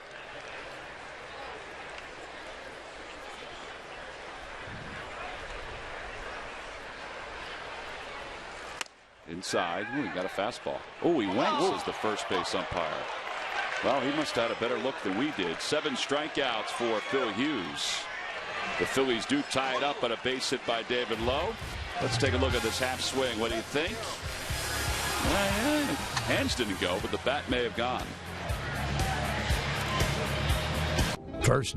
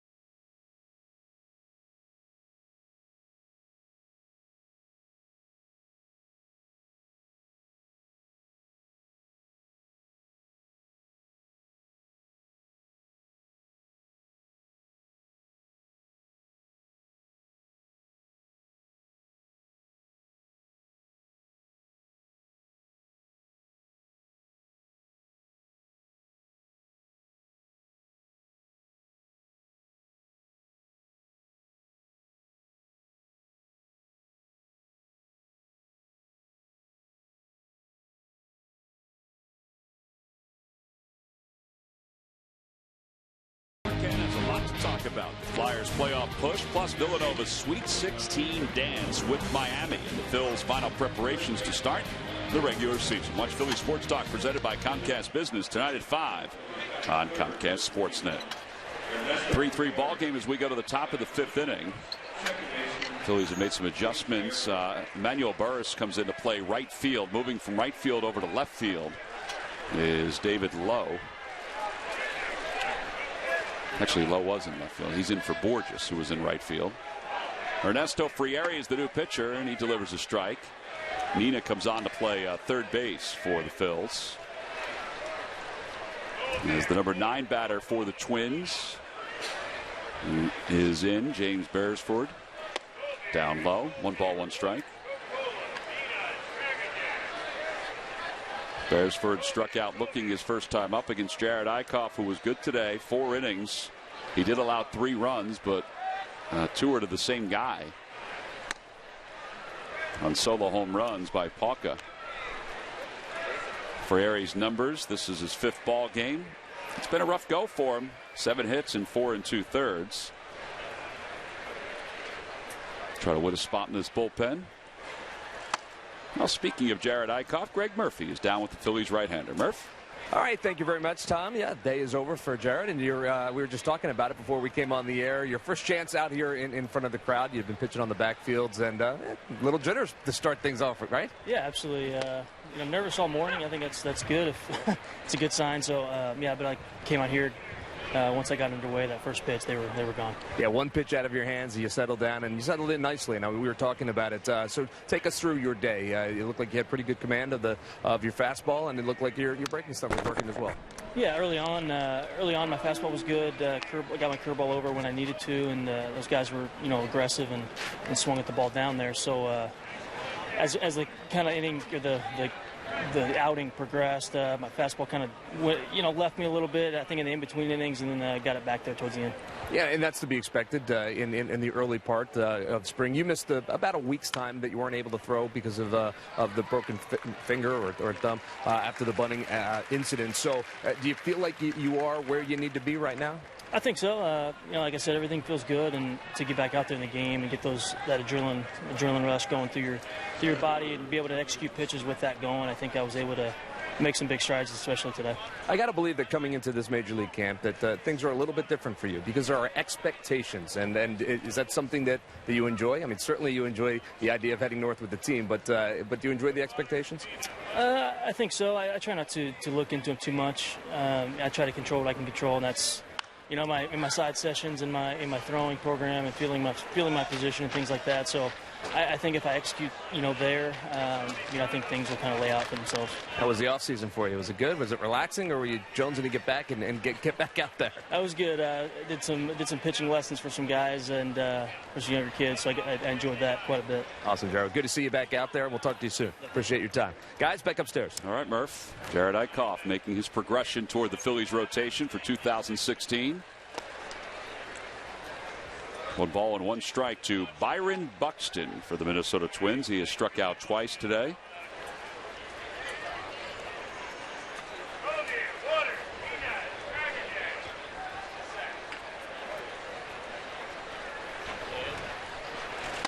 Swing and a miss, 1-2.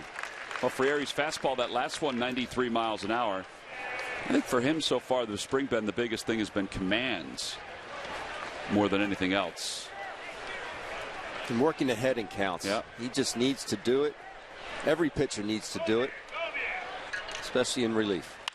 Out to right field. It's not deep. Burris comes sprinting in, and it's going to drop in front of him. So a 1-out single for Byron Buxton. Shortstop, Danny Santana.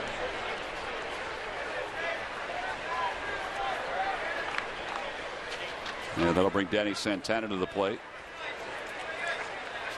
Santana's 1 for 2. He singled and scored his first time up, struck out his last time.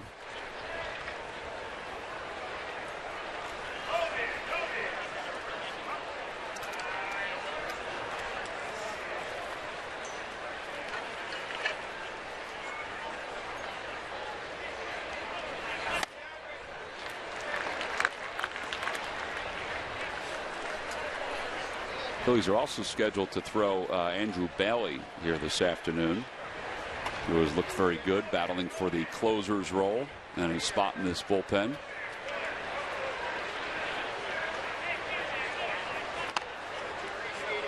I thought Friere was coming to the plate on that one. I did too.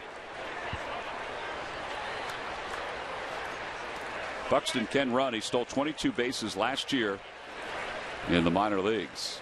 The throw over to first again.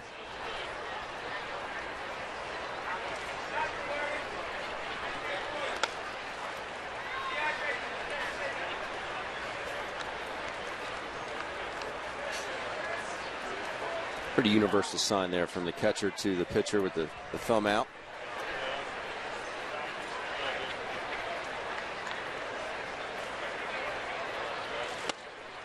.92, and it's 0-2.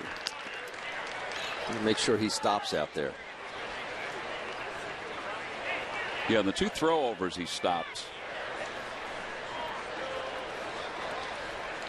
Sometimes you try and be too quick as a pitcher and you just forget to have that pause.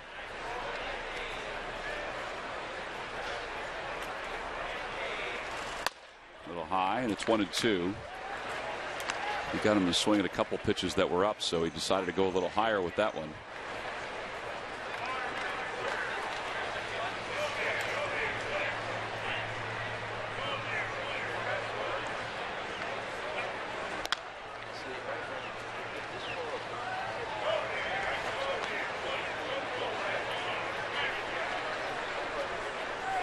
Think about how much energy that saved me being out on the bases, never having to do that, Tom. Never had to dive back to first. Really? Runner goes. Pitch is swung on and foul tip. The throw to second base is there, but the base runner slides past the tag of Cesar Hernandez. It'll be a stolen base. Hernandez fielded that ball in front of the bag, and that enabled the base runner to slide to the back end of the bag. It's a good pitch to throw, and JP does a good job of coming out and firing that. I'd like to see, well, that throw did kind of carry back in towards the baseline a little bit. He got in there. Yeah, his hand did get in there. Sometimes middle infielders have a tendency to creep out in front of the bag. So letting that ball ride all the way to the bag, the ball's going to be faster than you catching the ball out in front and then applying the tag. The ball's going to be faster than your hand. Well, now Sano is up with the runner in scoring position. He's walked twice today. Combined last year, Sano hit 33 home runs, 18 in the big leagues, 15 in the minors. And then he takes strike one. It's 0-1. 94 on that fastball from Friere.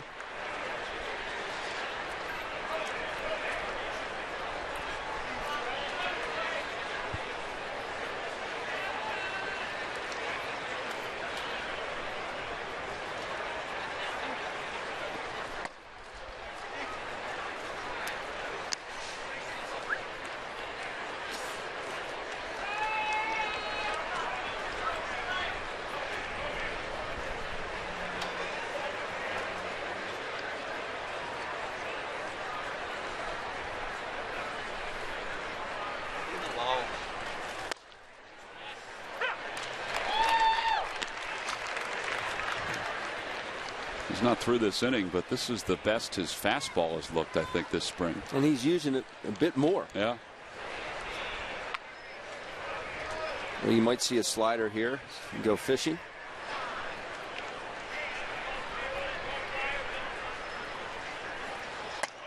Try to check his swing. They appeal. No swing.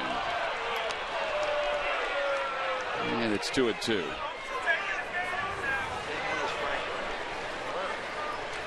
No, he did not.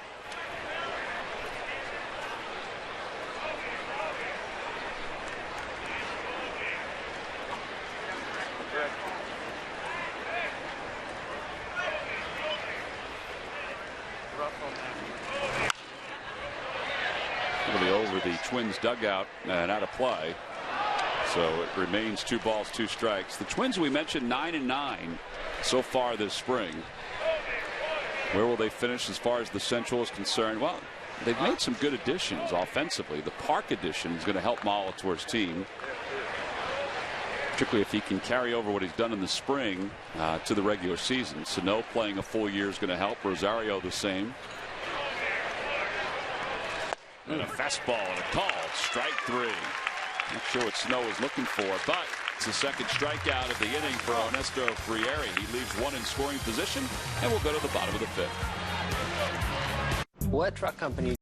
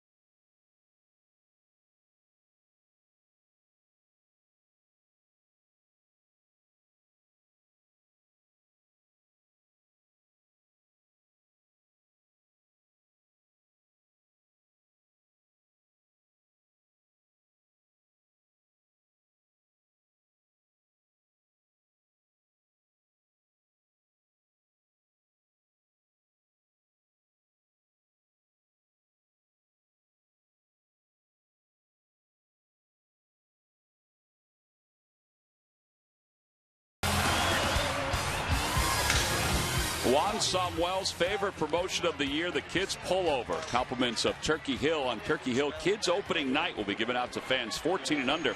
It'll be Saturday, April 16th when the Phillies take on the Washington Nationals at 7:05. All three games against the Nats, you can get tickets by going to Phillies.com. Sammy did look good in that pullover, didn't he? I don't know how he fit in it, to be honest with you. No offense to Sammy. But Sammy fits in everything. Yeah. He's a specimen. He is a specimen. Here's Ryan Howard to lead it off, and Howard swings at the first pitch out to shallow left center field. Buxton, shading his eyes from the sun, makes the catch. Well, Phil Hughes with one out here in the fifth inning. He'll be part of a rotation, a Twins rotation that will feature Kyle Gibson, who won 11 games last year like Hughes, the veteran Irvin Santana. Not a bad team ERA last year for the Minnesota Twins. I think that division, in a lot of ways, you can't say is up for grabs because of the Royals. But there are playoff spots available, I think, in the American League that could come out of the Central. The Royals are the odds-on favorite, obviously, to win the pennant again, but also to win the division. But there is room for the other teams in the division. You have to look at what Cleveland has done. I really like the Indians. The Chicago,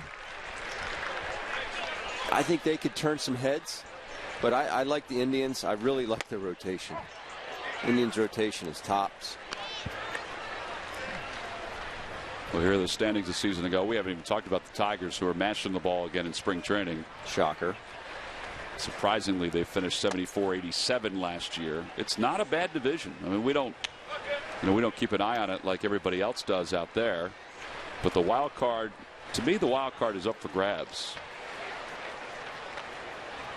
Indians surged at the end of last year and finished just 4.5 games out. And the Twins finished 3 out in Paul Molitor's first year. And Blanco strikes out. 8 strikeouts for Phil Hughes. There's James Russell warming up in the pen for the Phils. And JP Arancibia will be the batter. I think you look at that team ERA that the Twins did have. A lot has to do with the ballpark that they play in, and we'll get to see that ballpark this summer. It's a big yard. Arancibia sends one out to right center field. Sano into the alleyway, makes the catch. So Phil Hughes has an easy fifth inning. Phillies go down 1-2-3. We've completed 5. Nothing solved. 3-3 Twins and the Phils. Is your internet fast enough?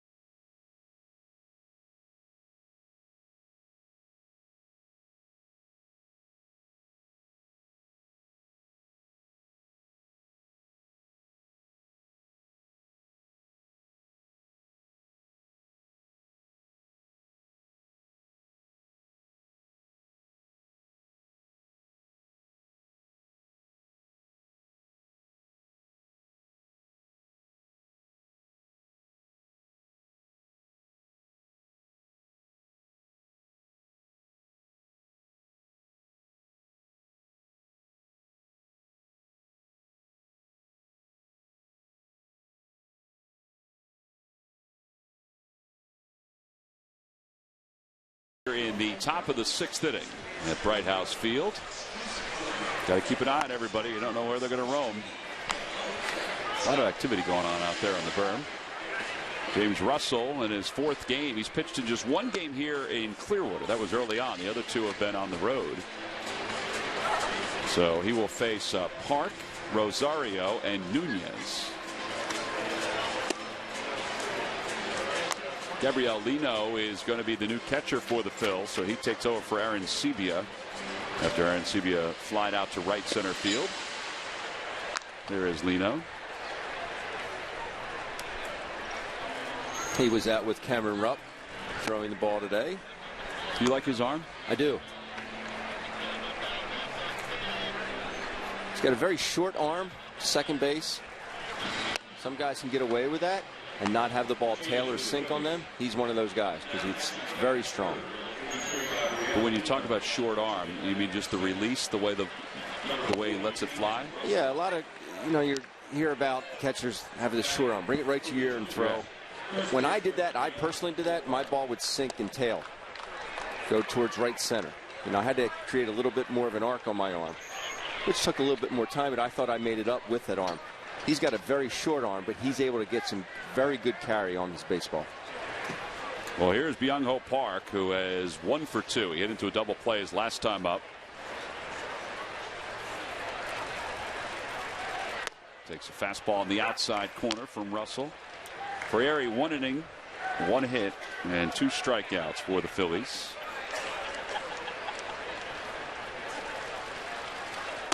Inside.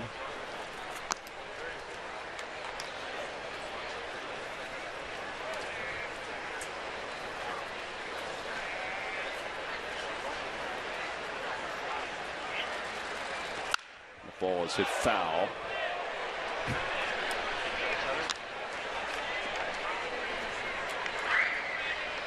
Yeah, it's 1-2.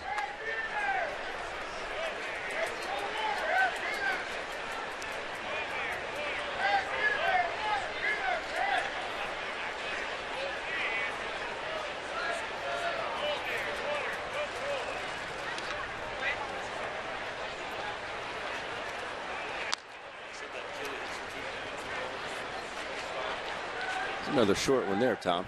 Yeah.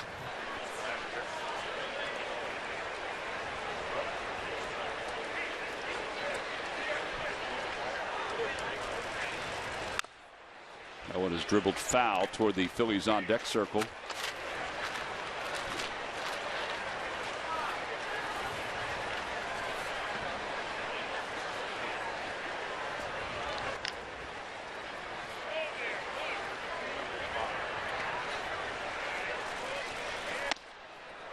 Balls and 2 strikes. You wonder what somebody like Park, who's 29 years old, what his thoughts are about coming over and facing big league pitching, compared to what they have over in Korea. You always want to see how you stack up.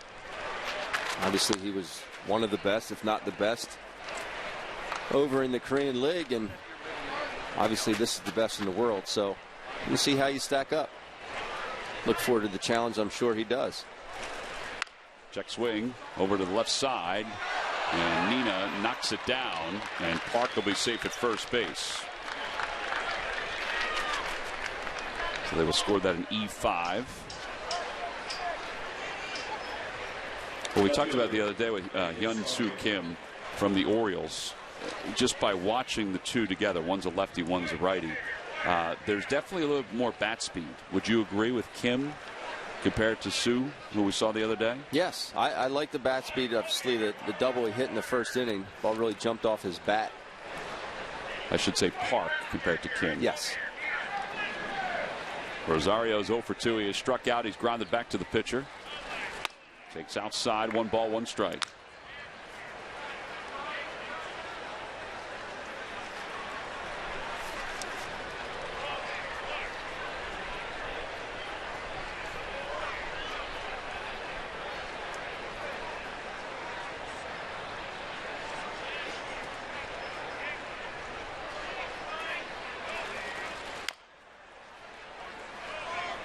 Little tapper foul. Phillies spring training baseball is live with the MLB.com at-bat app. Stay connected all spring with radio broadcasts, video highlights, stats, news, and more. Download MLB.com at-bat, the #1 app for live baseball on your smartphone and tablet. I'm on it right now, Tom. How's it working? It's working. All right. All right, son. Now that I'm using your Wi-Fi. A tough time earlier. With the Wi-Fi? I did. It is a little tardy down here.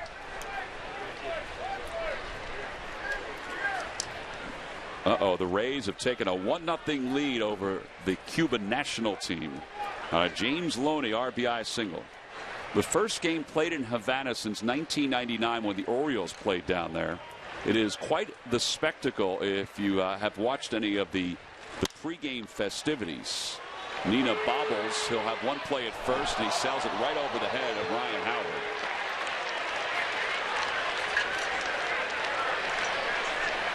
That's going to wind up being 2 errors. One to allow the base runner to reach first, and the other one to allow both base runners to move up a bag. And he had one to start the 6th inning. He still had time, too, to throw him out at first. He had time. I think he just kind of panicked there. Panic set in, and he just airmailed it over to first base. I'd like to see him be a little bit more aggressive on this. Not sit back, maybe not charge sit back. it. Yeah. Ball really took a bad hop on him. Not to make excuses for him, but that was a bad hop. But I think if he's a little bit more aggressive in attacking that baseball, he would get himself a better hop. Well, Andres Blanco had a few words for him as he went over there. So Park is at third, Rosario's at second. And Eduardo Nunez is the batter. No balls and 1 strike.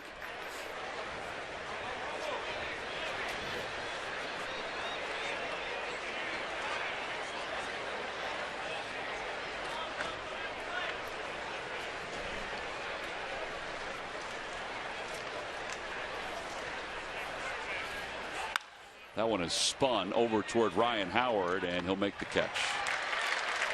Take that, ball. Yeah, and now you look at Russell and what he's been able to do in this inning.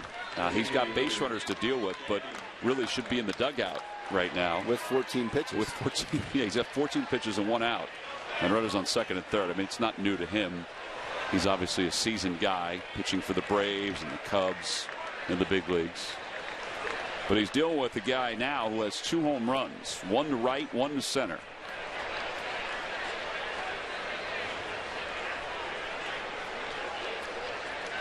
But the first time he's facing a left-hander.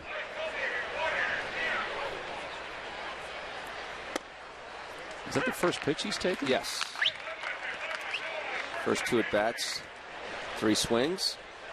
Yeah, 1 foul ball and then 2 home runs.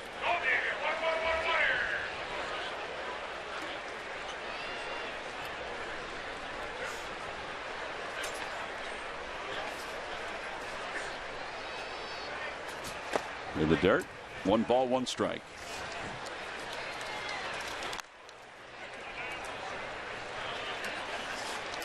Andres did go in and talk with James Russell for a minute.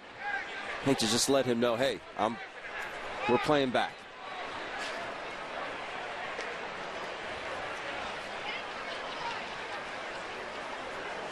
Swing and a miss, 1 ball and 2 strikes.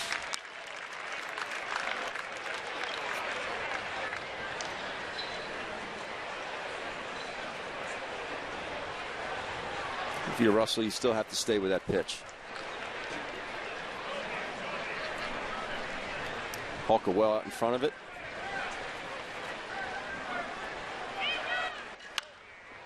Down the left field line, long run for Lowe. Out goes Franco, or excuse me, goes Nina. And the ball just drops and takes a hop into the crowd. Here are the 2 pokes for Palka. Easy for you to say. I mean, that was a shot. It was so high, too. It was, and this one out to center field. Another fastball here by Jared Eichhoff. You can see he does not get cheated.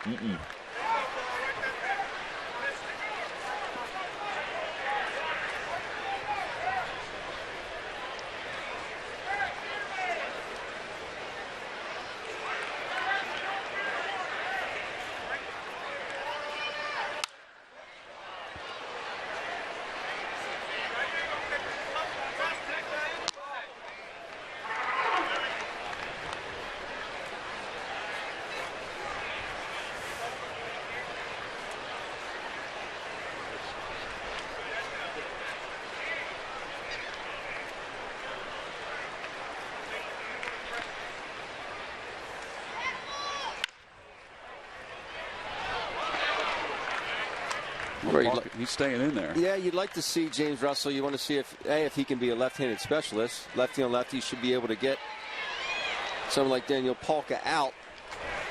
But that 1-2 pitch breaking ball, it's got to be better than that. That pitch was definitely in the wheelhouse for Daniel Palka, and a pitch he should have done a little bit more with, but it's got to be better than that.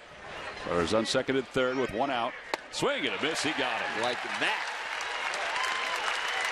Talk about adjustments you make as a hitter. Well, pitchers do the same thing. You make the adjustments. All right, I know I hung that last pitch, that previous pitch. I'm going to really bear down and see if I can get a little more tilt on this slider. Late breaker. Filthy. Great adjustment there by James Russell. All right, so Russell now has Hicks to deal with runners on second and third. 2 men down here in the top of the 6th inning.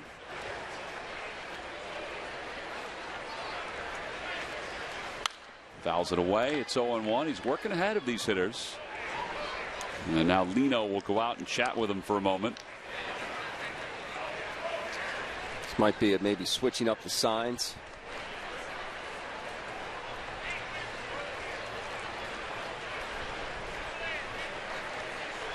Rosario has been out at second base for a lot of pitches now, so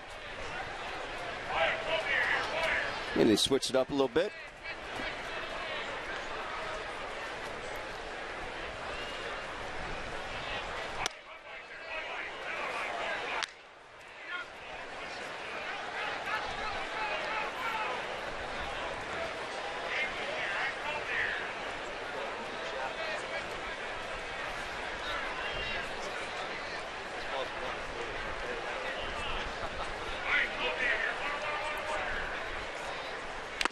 Foul tip, 1-2. But there are going to be some tough decisions for the Phillies staff when it comes down to it, because they've had some relief pitchers that have thrown quite well during this spring as they try to fill out the roster. 1 ball, 2 strikes. Runners lead off second and third. Got him. He threw it in the dirt. Hicks went fishing. He has struck out 3 times. The Phillies pitchers have 11 strikeouts here this afternoon as Russell gets strikeouts on back-to-back hitters to lead 2 in scoring position as we go to the bottom of the 6th here in Clearwater.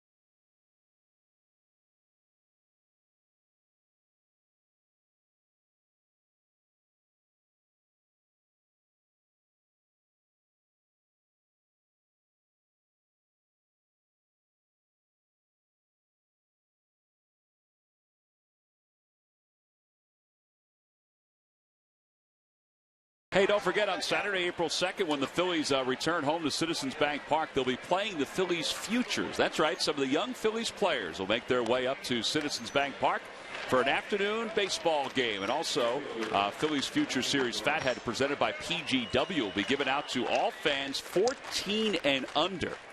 It's going to be an awesome day at the ballpark where the Phillies will wrap up the spring training schedule by playing some of their bright stars of the future. Get your tickets now by going to Phillies.com. Emmanuel Burris fouls the first pitch off. It's no balls and 1 strike. We have to admit that we dove into those fatheads when Scott Brandreth was down here. He's still down here, but when we were showing off some of the items that will be given out this year, and they're all over the wall down in our office here at Bright House Field. Yes, they are.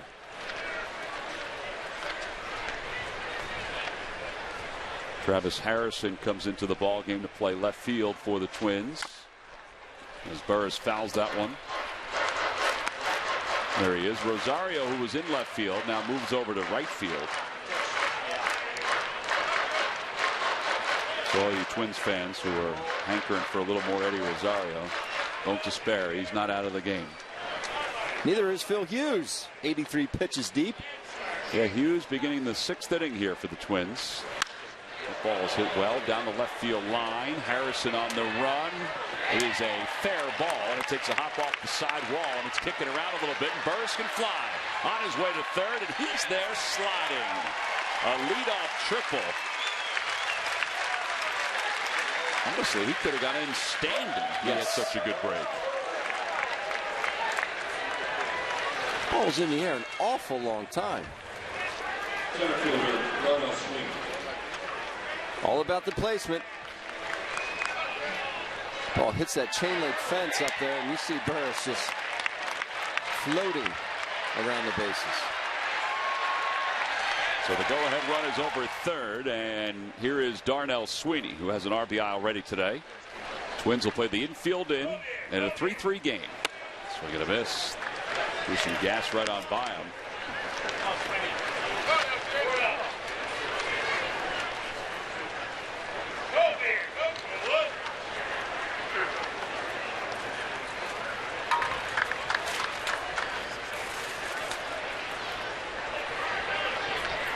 Outside, 1-1.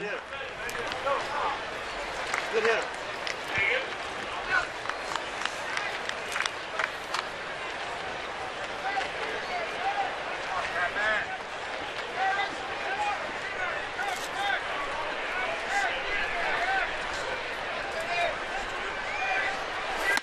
Fastball cut on and missed. It's only at 89 miles an hour, but the location. Darnell had, it's what he chased his last at bat for the strikeout. It's a pitch that was up in the zone. I just got around to writing in some of the replacements. I just figured out that Burris went in for Borges. Burris for Borges. Yes. Just trying to with another tongue twister.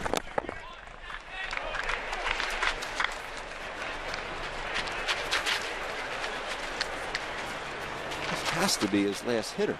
Has to be, right? Well, there is bullpen action. There's a lefty that's been warming up out in the pen.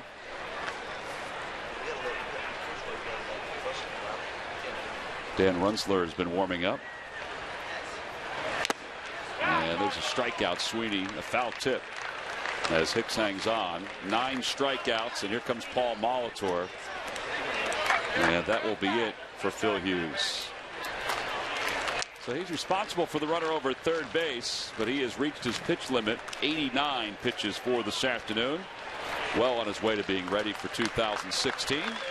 We got a pitching change here at Bright House Field. We'll be back right after this.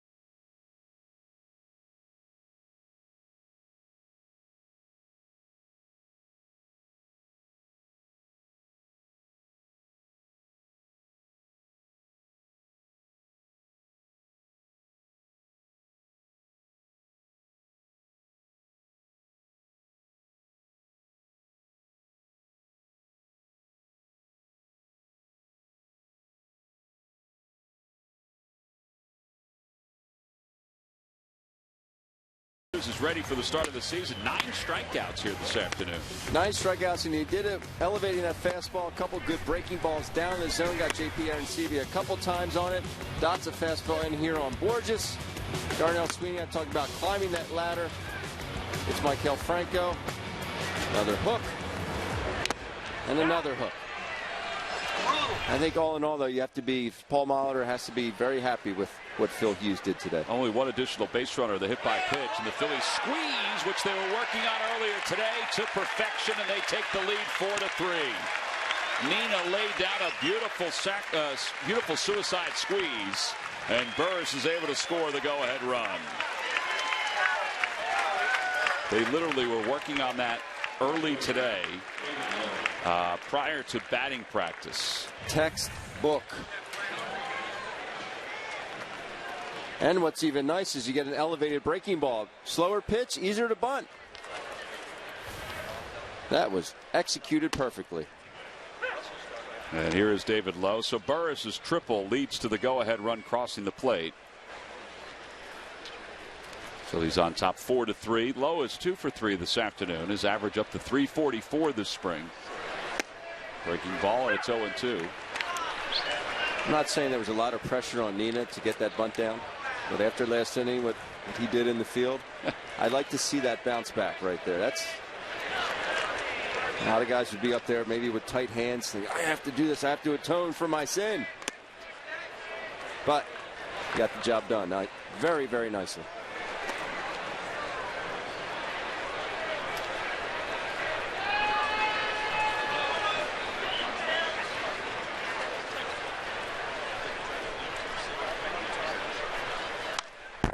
To the screen, it remains 1-2. Runzler last appeared in the big leagues in 2012 when he was with the San Francisco Giants. Trying to make it back to the big leagues, signed a free agent contract with the Twins this past offseason. Delivers low, and it's 2-2.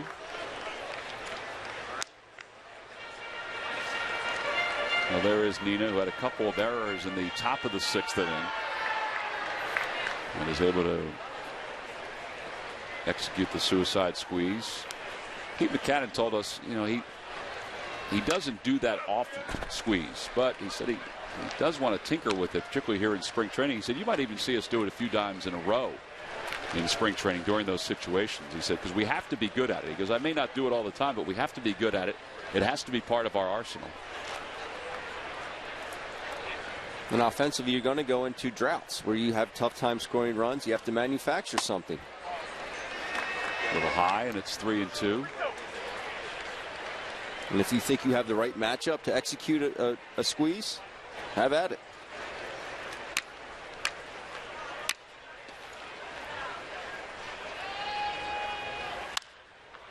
Fly ball down the left field line into foul territory and off the glove of Nunez, who just went right on into the crowd. He was trying to peel off so he didn't run into the ball girl. Is it good that in my head I told myself, Noonan?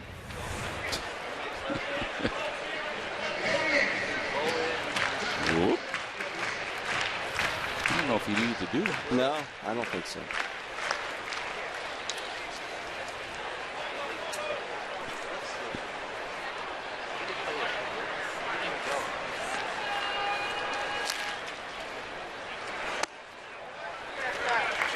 First ball 4, and Lowe is aboard for the 3rd time today. I heard one of the coaches yell, good at bat. That was a great at bat. Never gets away from his approach, is David Lowe. Not a lot of movement, stays within himself. Fouled some pitches off there, some tough pitches, and worked the wall. So that'll bring Cesar Hernandez to the plate. Cesar's 1 for 3. Had a base hit off the first base bag his last time up.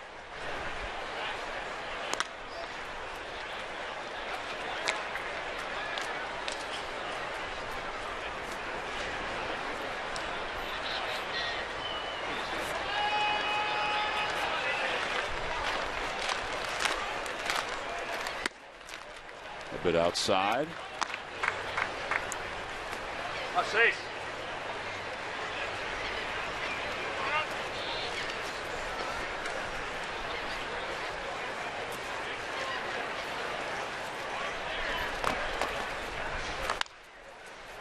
Chopper back towards shortstop, and it's handled by Santana. It was awfully close at second base, though. Give David Lowe some credit for hustling the entire way. The Phils take the lead on a perfectly executed suicide squeeze that scored Emmanuel Burris. We'll go to the 7th. 4-3 Phils.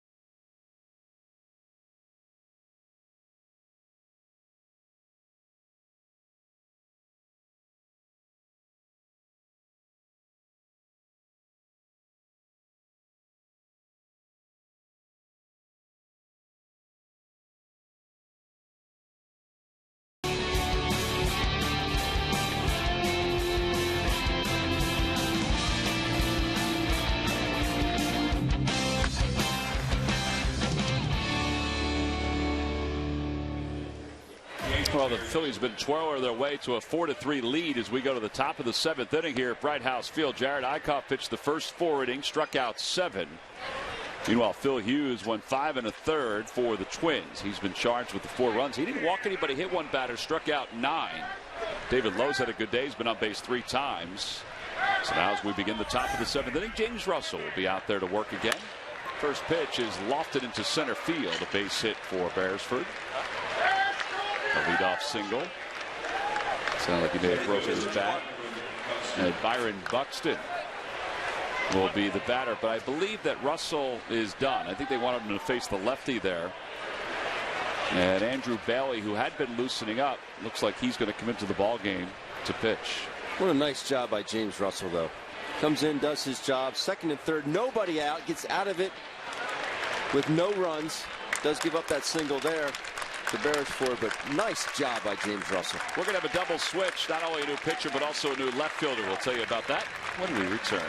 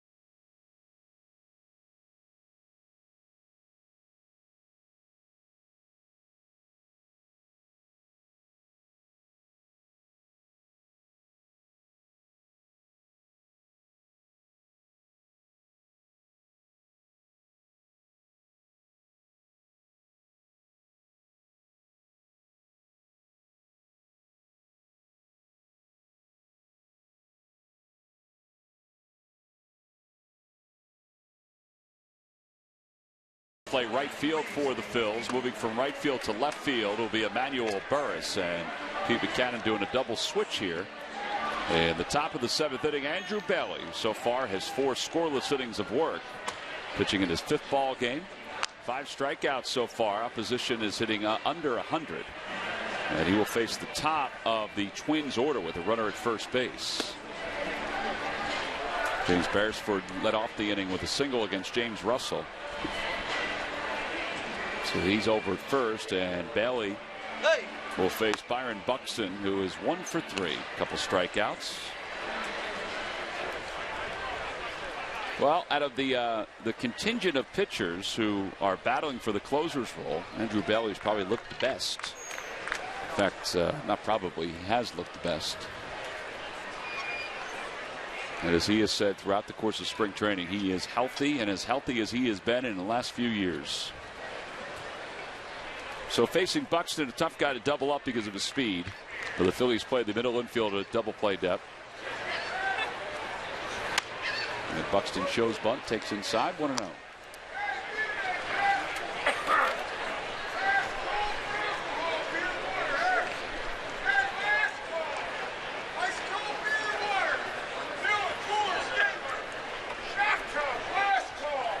Last call, Tom.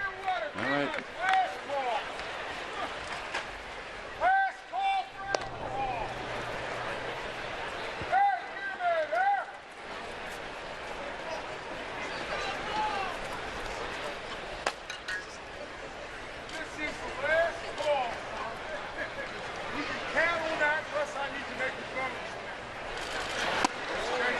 Balls and no strikes.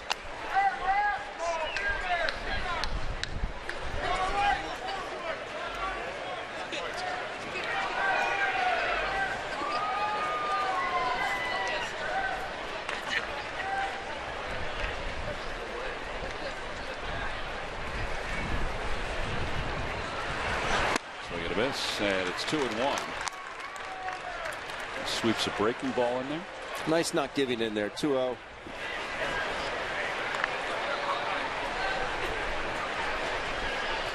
Can't blame Buxton for going after that. 2-0. I'm sitting dead red myself.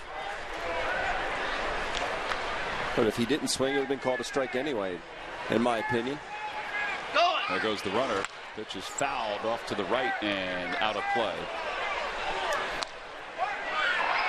I believe that was a hit and run. It was a fastball. Not a particularly good pitch to swing at for Buxton. But you have to protect that runner.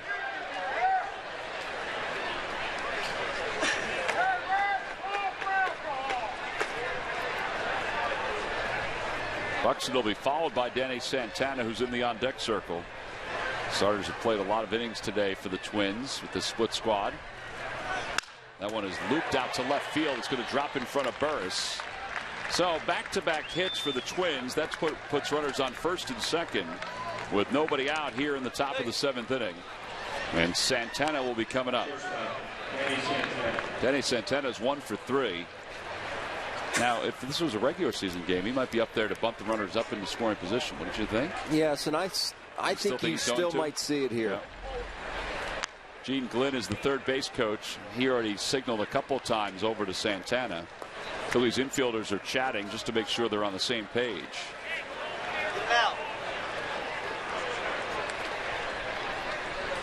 It's definitely a situation where you might see Santana bunt. Why not do it here in spring training?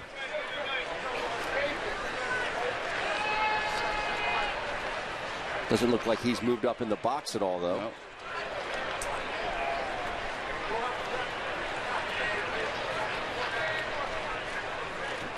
And he does bunt it beautifully toward third. Bailey off the mound. He's not going to have a play, and the bases are loaded. Good hands there by Santana. That was an excellent bunt. So the bases are loaded with nobody out.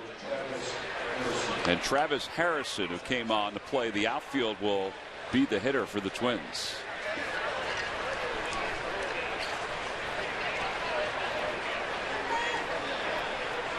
See how the Phillies play this one. Harrison last year had 5 home runs and 54 runs batted in Double-A. And they'll play it for 2 up the middle.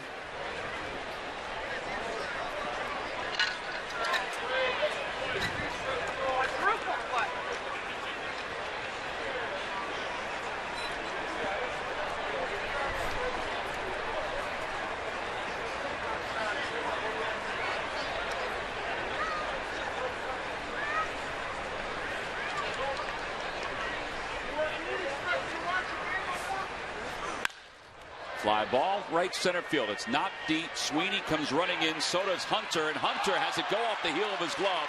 1 run will score, and everybody will be safe.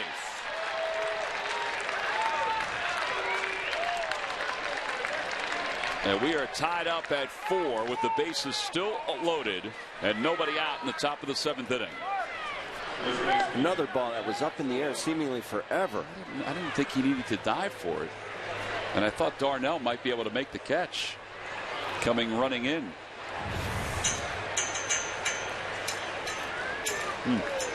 Well, both of them were kind of leaving their feet. One was diving, the other was sliding.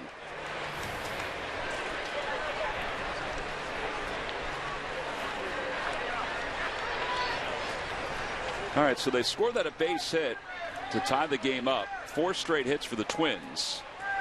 And Park will take a strike on the inside part of the plate. It's 0-1. Park doubled his first time up, reached on an error his last time. He's also hit into a double play.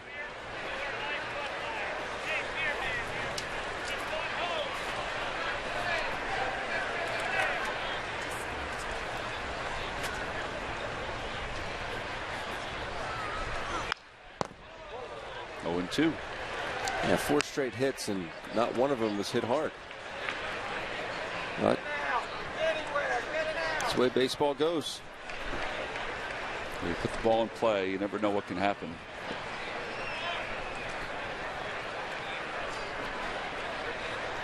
Two broken bats, a bunt, and a bloop to right center. The Twins won't complain. Each team now with 9 hits.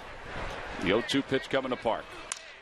Fly ball right center field. We'll try it again. Sweeney's under it, shading his eyes from the sun, and he makes the basket catch. The throw will go over to third. It's offline, and the Twins will take the lead. It's 5-4 Minnesota with runners on second and third. Finally, an out is recorded as they give a sacrifice fly to Park. Very aggressive move by Santana to take that, because ball wasn't hit especially deep. I think he saw the way Darnell was getting underneath that ball, knew he wasn't going to have a whole lot of momentum behind that throw. Harrison, nice job of taking second base on that as well. So now Rosario's up. The Phillies will play the infield in with runners on second and third.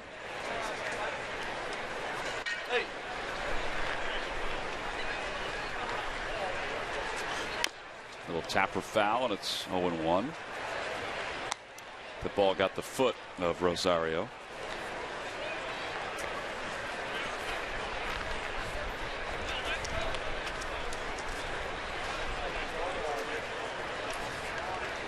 Andrew Bailey's had to sprint twice consecutively to back up home plate. That's why these pitchers run so much in camp. I'll tell you, one of the big at bats is that bunt with runners on first and second and nobody out. Turned out to be an infield hit. It was a dandy. Inside, 1 ball, 1 strike. Beautiful bunt. By Danny Santana. You couldn't have rolled it out there, and literally you could not have rolled it out there any better. Perfect.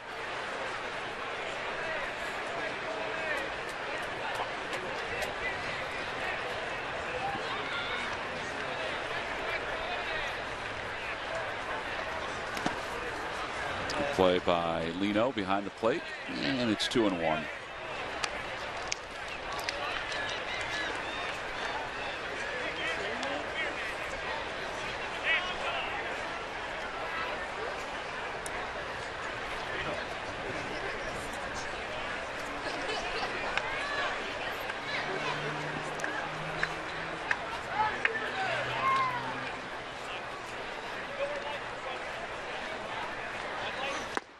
Tied him up. Good pitch. 2-2. 91 on the inside part of the plate. Excellent pitch there. Rosario does put that in play. It's going to be towards the right side and the infield in. I think they could easily cut down Santana if he does decide to go home.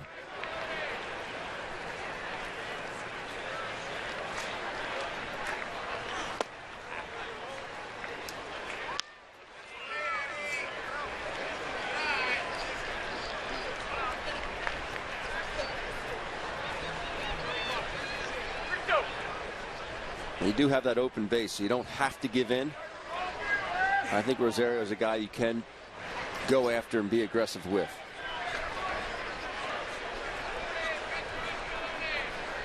Levi Michael is in the on-deck circle. Former #1 pick for the Twins.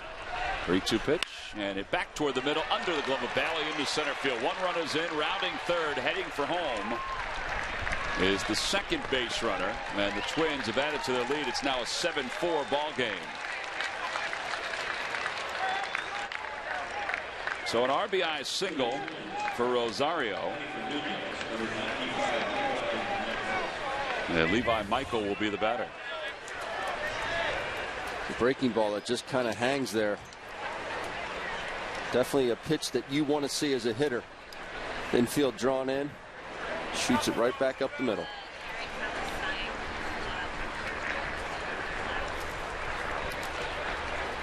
So now Michael, who has hit a couple home runs this spring. We mentioned that he's a former #1 pick by the Twins. Last year in AA in Chattanooga, he hit .267 with 5 home runs, 31 runs batted in. He went on to play winter ball. And in winter ball, he hit .277. Did not have any home runs. And he had 3 extra base hits.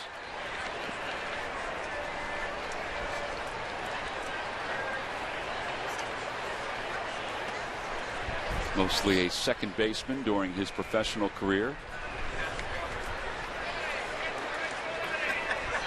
That one is ripped towards short on one hop, and it's going to turn out to be a quick double play because it was handled cleanly by Andres Blanco. 6-4-3, but the Twins score 4 runs in the inning. They take the lead. They'll lead at 7-4 as we stretch here at Bright House Field.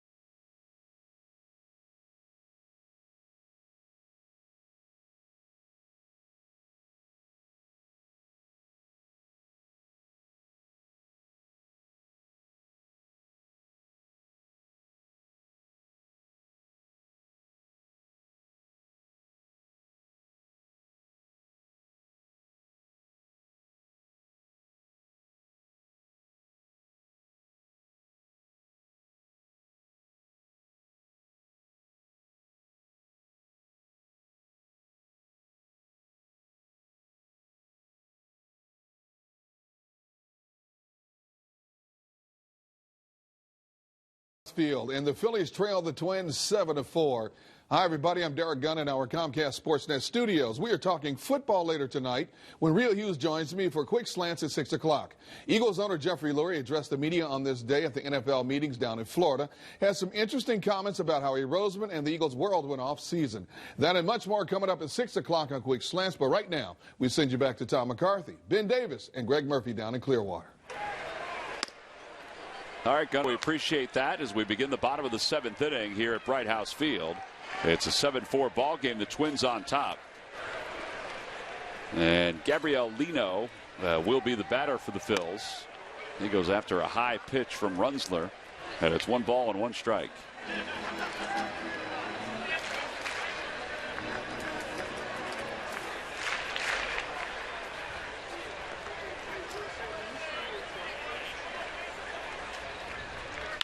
That one's over to shortstop, backhanded by Beresford, who made the move from second too short. Nice and he play. throws him out. That was an excellent play. Very nice play. So 1 away, and Ryan Howard's coming up. Howard is 0 for 3. He's grounded out. He has struck out. He's flied out to center.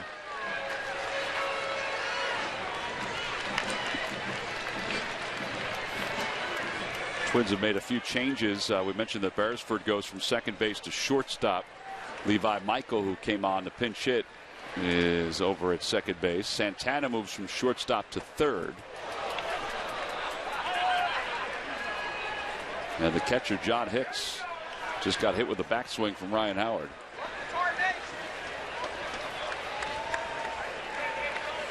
Ben, why do you catchers stand so close to the hitters like that? You have to get the low strike, Tom.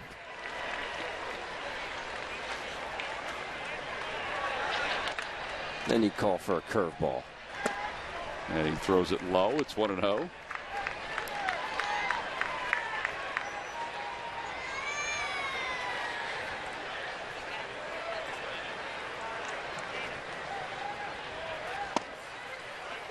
Ryan has had a couple of at-bats, a few at-bats against left-handers during spring training.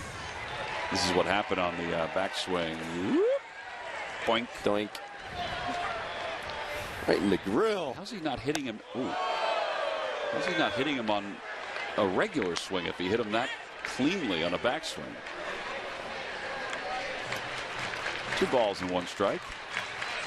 I don't know.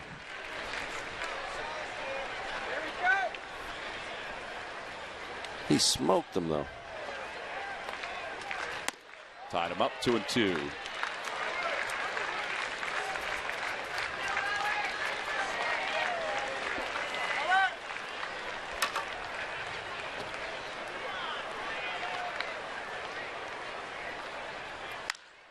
Good swing. Fly ball to center field. Buxton shading his eyes from the sun.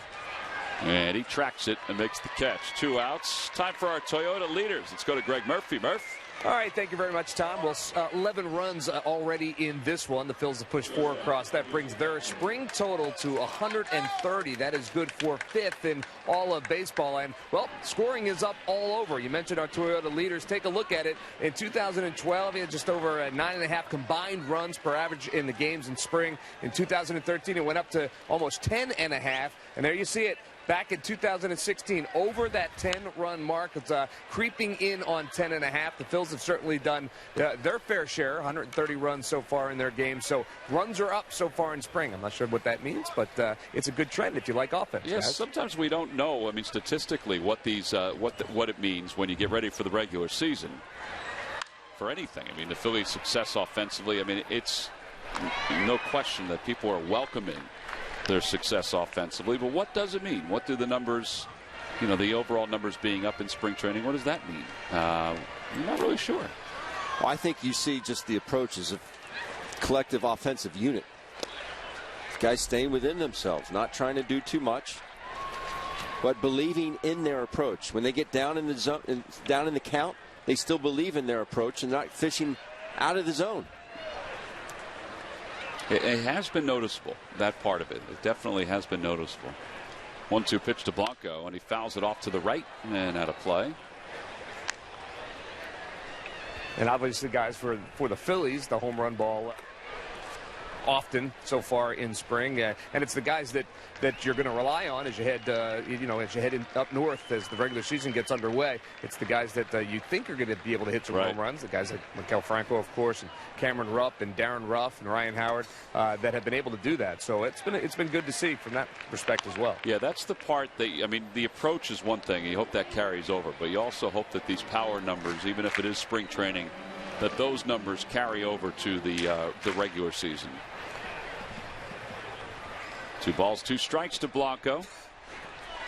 Gets it up back towards second base. Michael smothers it. Throws low to first, but the Phillies are retired in order here in the 7th inning. On to the 8th. It's 7-4. Minnesota's on top, much to the chagrin of the Fanatic.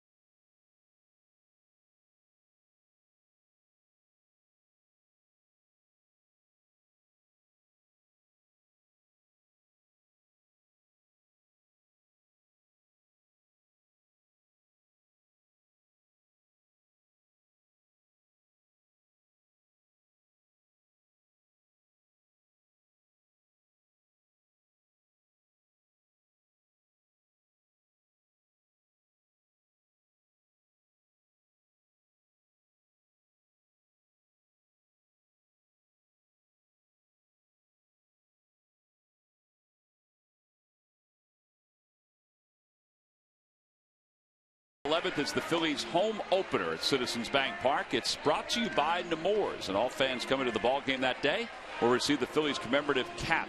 Again, tickets can be purchased anytime by going to Phillies.com, all part of that series against the San Diego Padres. Phillies have made some changes. Andres Blanco will move from shortstop over to first base, and Ryan Jackson will be the new shortstop for the Phils. And Brett Oberholzer will be the new pitcher. Oberholzer, who has pitched well this spring as a starter, has been slid back into the bullpen. I shouldn't say back into the bullpen. He's been slid into the bullpen. You know, at the beginning of the year when we talked to Bob McClure about the pitchers, he really was intrigued with Oberholzer as a lefty out of the pen, as a long man out of the pen. So I don't know if it's an overwhelming surprise to see him in this role as we close out spring training. I don't think so at all. Definitely he has the stuff to do it. And if you would need him to be a spot starter, definitely could. It's an option as well. He's had good velocity, excellent location so far this spring. He's a Delaware kid, happy to be pitching for the Phils and getting an opportunity. The first state. The first state, that's right. Not to be mistaken with the Garden State. Or the Great Garden State. 1 ball, 1 strike to Tanner English. And English lofts it shallow right center. Boy, Sweeney's been running all over the place. And Cesar Hernandez goes out and makes the catch. 1 away. You might go a week, maybe 2 weeks without having to play like this. Darnell Sweeney's had 3 of them today. Yeah, that's sort of no man's land. It really is. Gives way to Cesar Hernandez there. Nice play by Cesar. John Hicks is 0 for 3. He struck out 3 times today. Everyday catcher for the Twins is Kurt Suzuki. And John Ryan Murphy is the backup guy they got from the Yankees. The ball is smoked back through the middle, so Hicks is aboard. His first hit of the day. You know, when Oberholzer was put into the bullpen, he said all the right things. I mean, he does want to be a starter. That was evident. But as he said, hey, listen, I just want to be able to help. As you said, he's kind of a swing guy. He works quickly. I mean, there's no delay. For what I've seen, he definitely has the stuff to get righties and lefties out.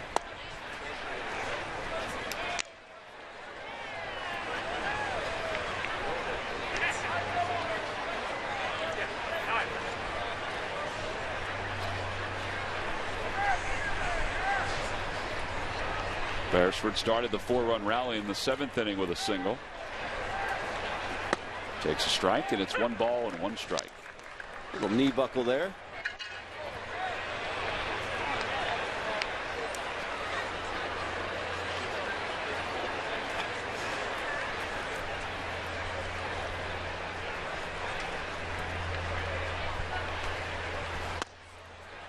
Backed him off again.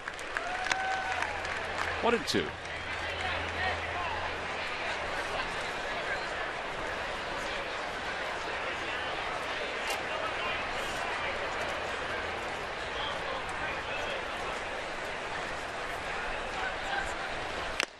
Good pitch, fastball, foul tip, strikeout number 1 for Oberholzer. 12 strikeouts for Phillies pitching here this afternoon.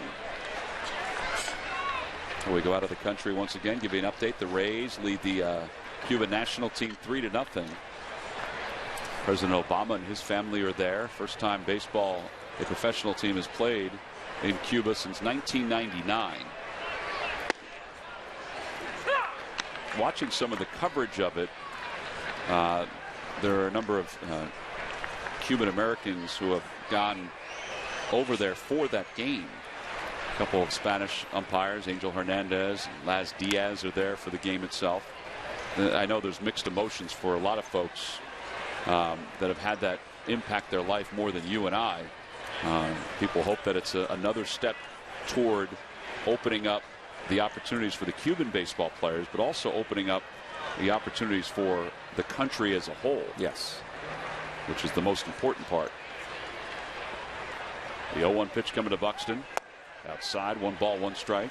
Some of the stories that Jose Contreras would tell me about the everyday dealings over there, it just would boggle your mind. Well, I know it's only a small part of it, but you hope politically that baseball can help fix whatever the issues are for the country itself and the relations between the United States and Cuba. That's such a big part of that country and the communities there. You would have to think it would. That's what many of those articles and features have been about the last couple of days. 2 balls, 1 strike to Buxton.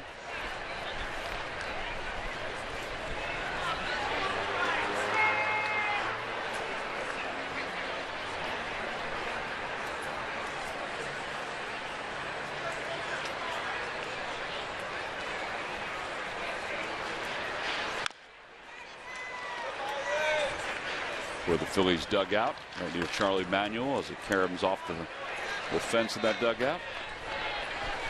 There's Chuck. I refuse to move.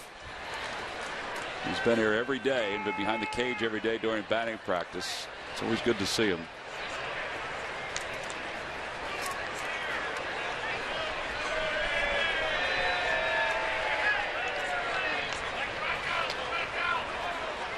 I brought my son in this morning.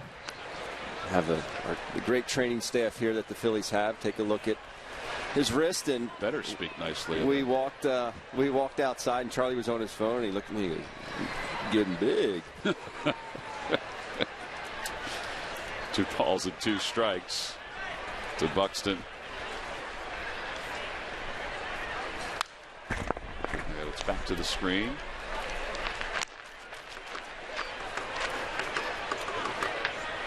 Very accommodating staff they have, and they're great. Get what they do down there and how they get these guys back on the field as quickly as possible. See where Buxton was in the 2012 draft. Carlos Correa certainly has done quite well for himself. Mark Appel, the Phil's organization now, didn't sign with the Pirates.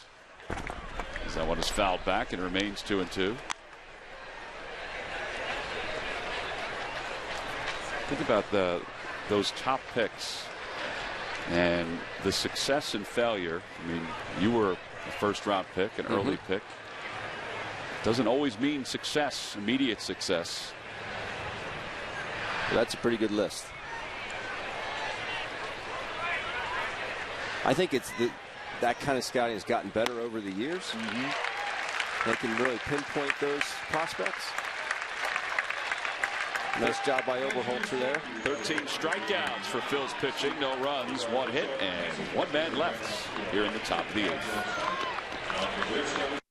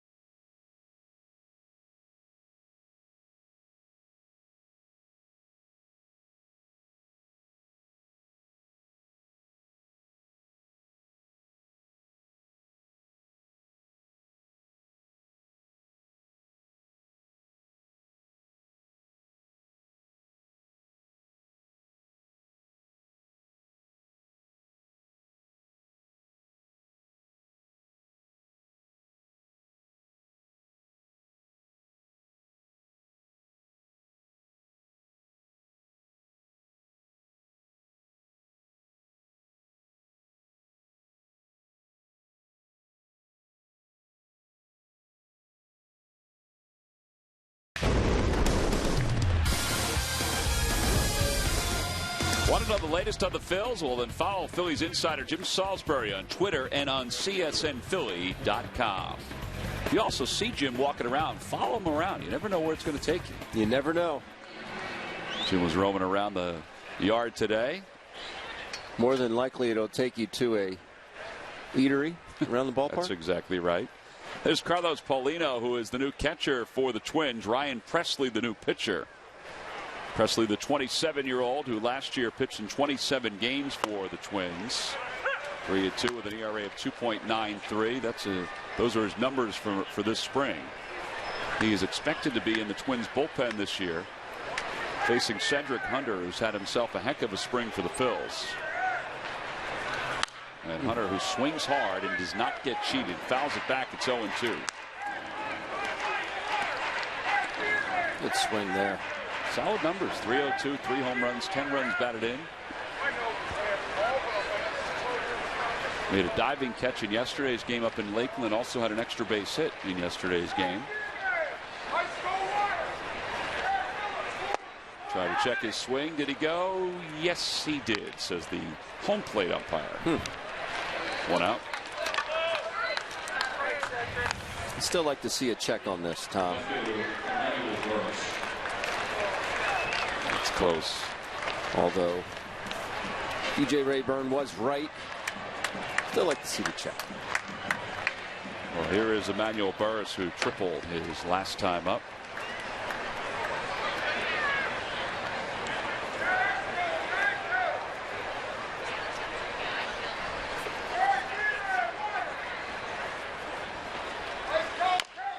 Chops that one up the first base line, and Park will just walk it over to the bag. 2 quick outs for Presley. And Darnell Sweeney's coming up.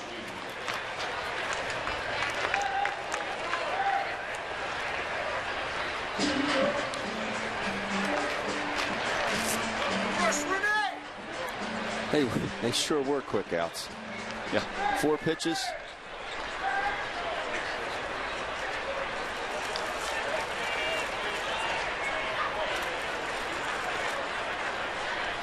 Darnell is 1 for 3, singled his first time up and drove in a run, a couple strikeouts, and a fastball just a bit outside. 95 on that fastball.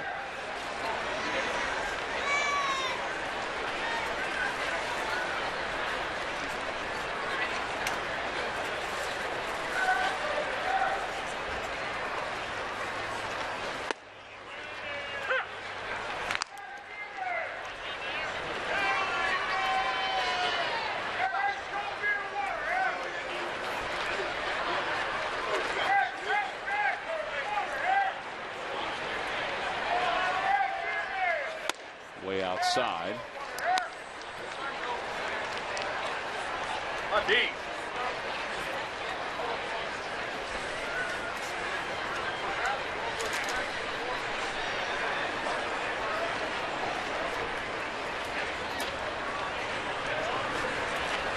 Swing and a miss. And it's 2-2. It's a hard, tight breaking ball at 89 miles an hour. Yeah, complements the 95 fastball that he chucks up there. And this is late.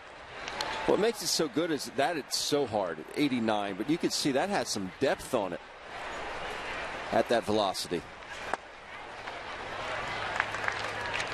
11th round selection by the Red Sox in 2007.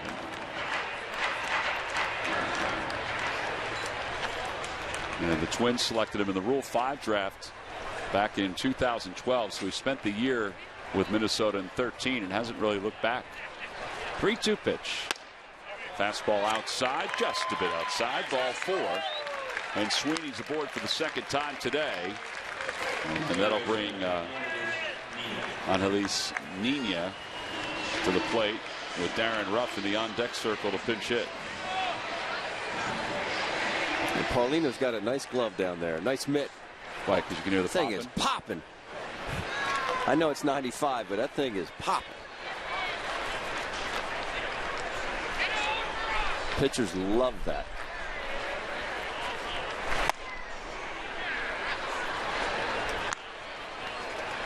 It's either a good glove or a really good crowd, Mike. I'm not sure which one it is. Well, it means you're catching the ball cleanly. It's not hitting the sidewalls of your glove. You're catching it cleanly in the pocket. That's how you get that pop. Usually catchers with good hands are able to get that thing to talk a little bit.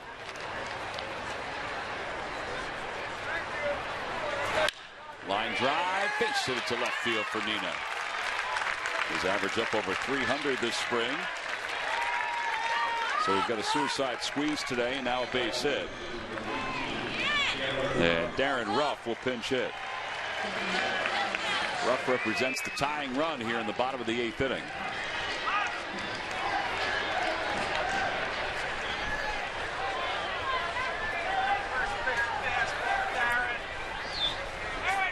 So Darren with 3 home runs and 10 RBIs this spring.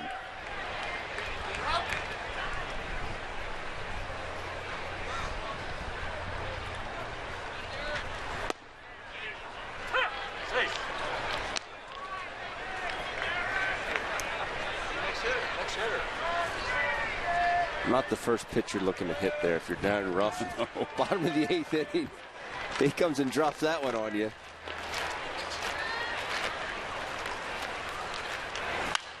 He fouls it back. It's 0-2.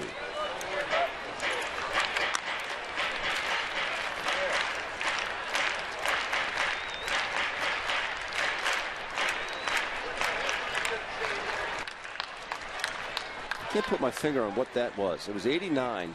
It had no depth on it. I thought cutter. I don't think it could have been a cutter. May have been a changeup, but I think it was just a slider that backed up. Fastball inside, 1-2. That, you know, was a fastball. Yes. You can hear the pop, and it was flying. Came in at 95 miles an hour.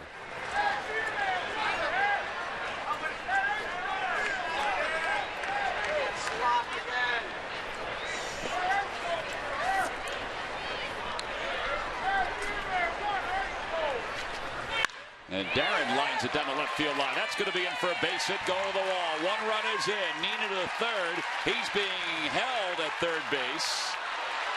It'll be an RBI double for Darren Ruff. It's a 7-5 ball game. What am I going to say, Tom? A 2-out walk. That's it. The one to Darnell Sweeney and a couple of close pitches.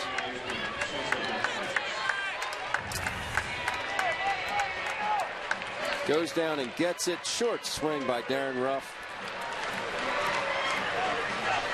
I thought there's no way Nina doesn't score on that. But well, give credit to Harrison because he got to it quickly. He did. The ball avoided Greg Castriato down the left field line, and Harrison was able to field it cleanly and make that throw in. So now Cesar Hernandez is up. Hernandez is 1 for 4.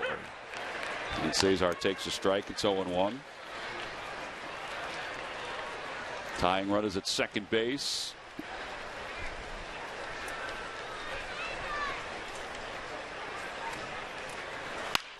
Out towards second. To his left is Michael. He's got it.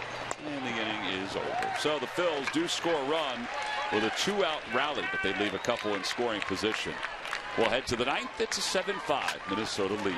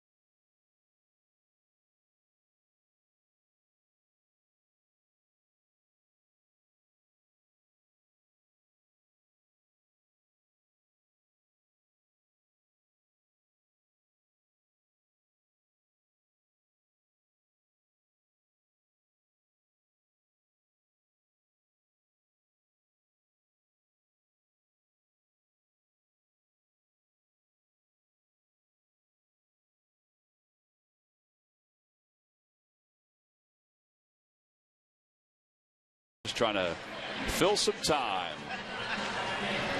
Youngsters rolling off on the right side. Our older youngsters are rolling out on the left side at Frenchie's Tiki Bar. Greg West, I believe, is performing today after the game out there. Frenchie's stay open a couple hours after the game.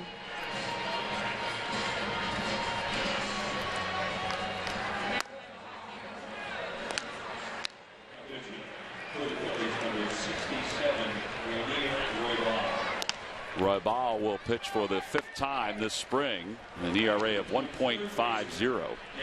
He has closed out a couple of games. He has 6 innings of work, 7 hits, and 5 strikeouts.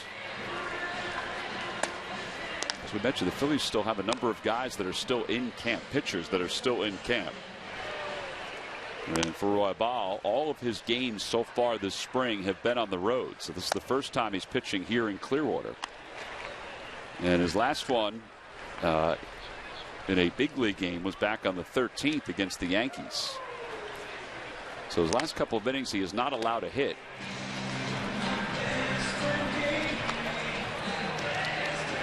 So he's on the pitch here in the top of the 9th inning, trying to keep this at a 2-run deficit, maybe give the Phils a chance in their home 9th inning. All right, Ben, so we look at the Phils pitching today. 13 strikeouts between the pitchers. Now, obviously, the runs sort of negate that, but still 13 strikeouts from the Phil's pitchers today. They've all looked good. They really have. From Jared Eichhoff on, throwing strikes. Yeah, Eichhoff started today 4 innings, 4 hits, 3 runs. As Danny Santana will lead it off for the Twins. Santana and then Harrison in the on-deck circle. First pitch is over. It's 0-1. And I'm going through my score sheet. I could be wrong on this, but I'm only counting 2 walks thus far. 2 walks is what I have also. Which I'd take any day of the week. I mean any day of the week. Down the left field line out of play. They're attacking that strike zone, which I love to see. Go back to that one inning where they scored the 4 runs. Think about Levi Michael hit the hardest ball of the inning, and it was a double play. So I have liked what I've seen. Up and in. It's my plate. Get off it.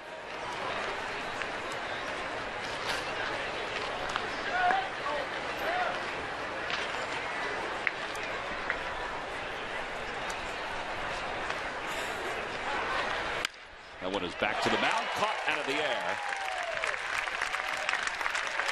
So Roybal makes the catch, 1 away. Roybal, who is from Cuba, originally signed with the San Francisco Giants. A late movement on that pitch. Yeah, slider down and in.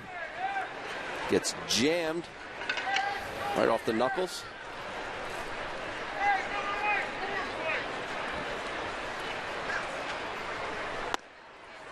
On the inside corner to Harrison, and it's 0-1. Roybal last year in Clearwater had an ERA under 2. And went up to pitch in Double-A Reading. Boy, that's a good pitch there.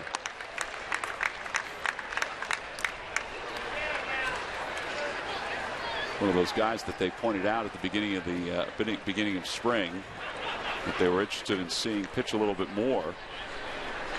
Whether he's up with the big club or not remains to be seen, but there's probably a chance he could be up at some point this year. I like the fact that he's worked ahead 0-2 on the first 2 hitters. Well, and there's no delay at all. I mean, he is moving.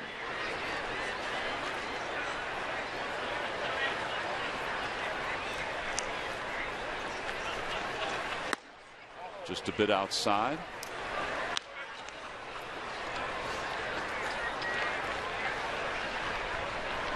He is from Santiago, Cuba, and in 3 years pitching in the Industrial League in Cuba, he won 15 games. He wasn't necessarily a starter.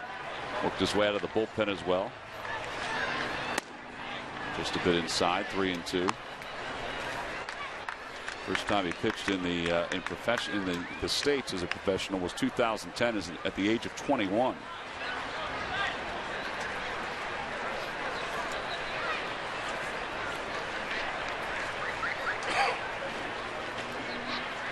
swing and a miss. He got him with a breaking pitch.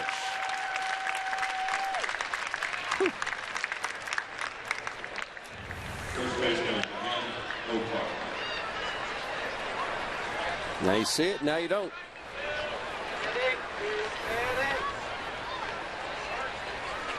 A lot of options for Bob McClure. Yeah, not only now, but also moving forward.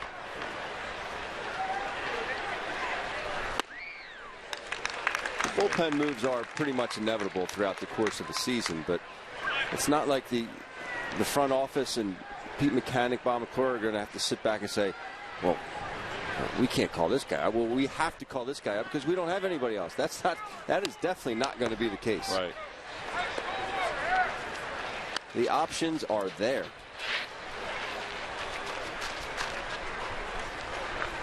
The options are definitely there.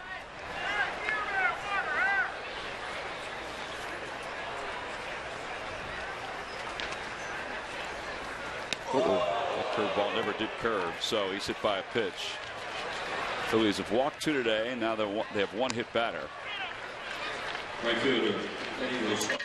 A reminder that this Friday the Phillies will be back here at Bright House Field. They'll be taking on the Toronto Blue Jays. It's on Comcast Sportsnet at 6:30. Night game here in Clearwater, Florida. Doesn't happen that often, so enjoy it while you can. Tom, you can sleep all the way into about 7:15 that day. 7:15 a.m.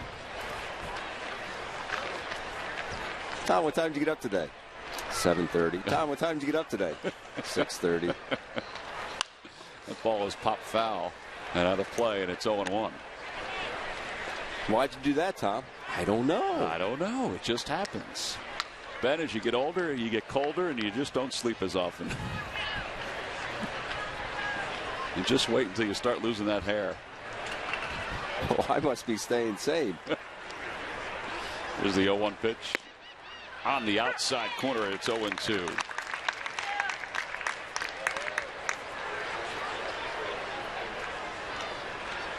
Rosario had the 2-run single in the 7th inning that helped the Twins to the 4-run inning. It's part of the reason why they lead it 7-5.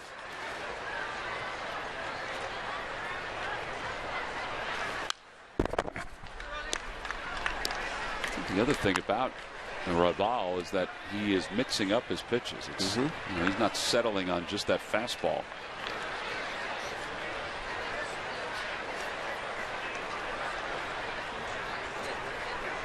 J.R. Graham is warming up in the bullpen. You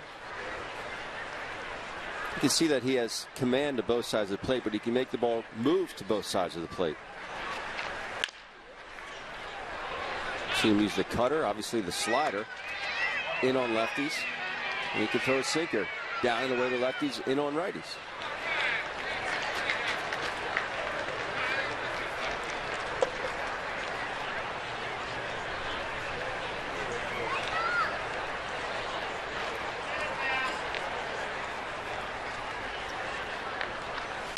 That one's pulled foul down the right field line. Nice play on one hop by that gentleman.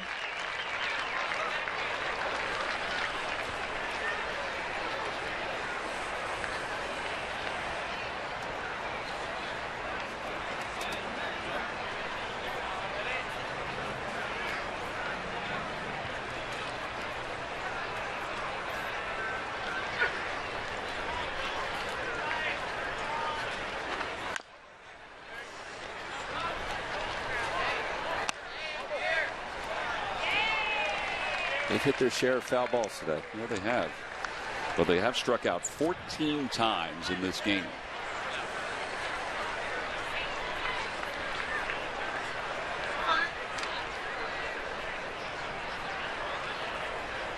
It's more than one per inning.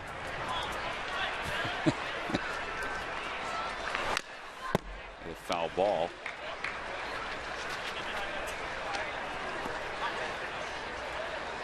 Phillies will have one last chance offensively. Down by 2. Tomorrow they'll be up in Kissimmee taking on the Astros, and Charlie Morton will make the start for the Phils. Thursday in Orlando, take on the Braves. Adam Morgan will be on the mound for the Phils.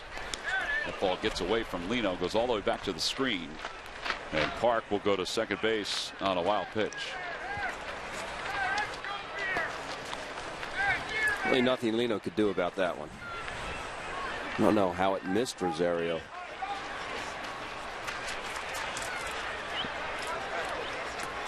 I think that'll be another bruise.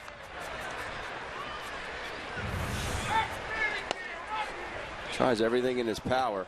Ooh. Right off the right. Obviously just slipped out of his hand.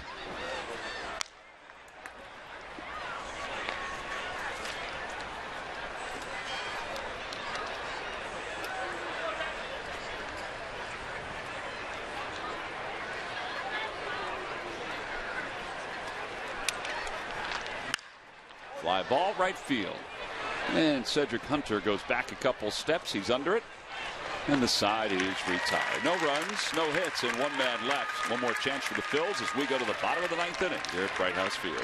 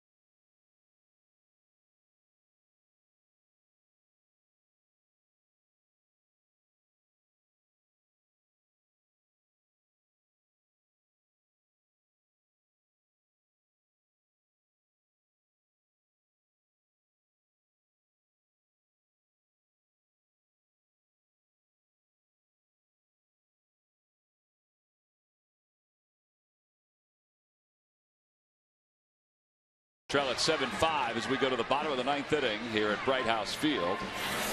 And our W. Mason deliveries of the game. Well, these were some long home runs that were hit earlier in this ball game by a young man that was picked up this past offseason by the Twins, Daniel Palka. He also hit one foul that went farther than the one he hit fair in his first at bat. This is true. First one out to right, second one out to dead central. Good looking, powerful swings there by Daniel Palka. And they are your W.B. Mason deliveries of the game. Part of the reason why the Twins lead at 7-5, although it was the 4-run 7th inning that really opened things up. And now J.R. Graham will come on and try to finish things off. Graham in 6 games this spring is an ERA of 6.35. Guy originally selected by the Oakland A's, did not sign, went to college, and then selected in the 4th round by the Atlanta Braves in 2011. And it was another player that the Twins took in the Rule 5 draft, and that was before the 2014 season.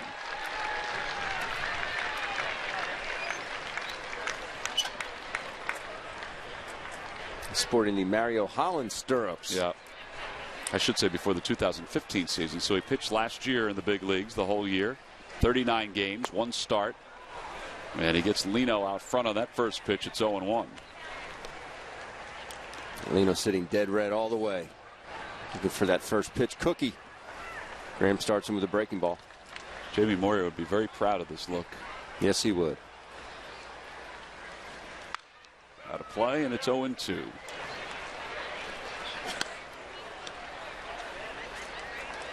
Lino flied out to center field, or excuse me, grounded out to shortstop his first time up. He'll be followed by Ryan Jackson.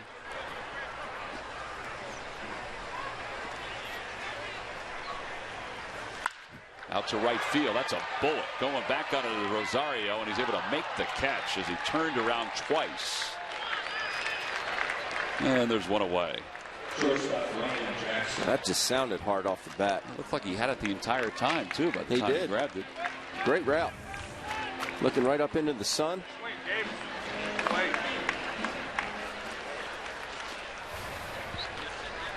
That's why they use those big old gloves out there. Here's Ryan Jackson, who's had a good spring.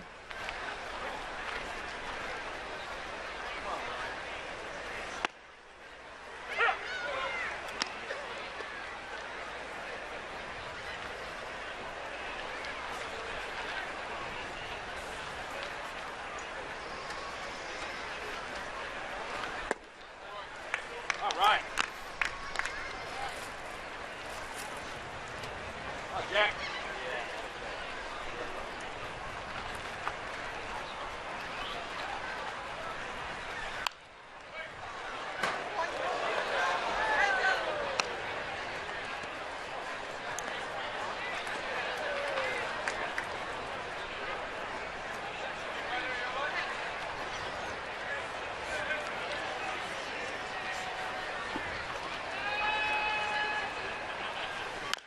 Chopper up the third base line, and that was off the foot of Jackson. All right. Ryan Jackson will be followed by Andres Blanco, who's played the whole day today. He's in the on-deck circle.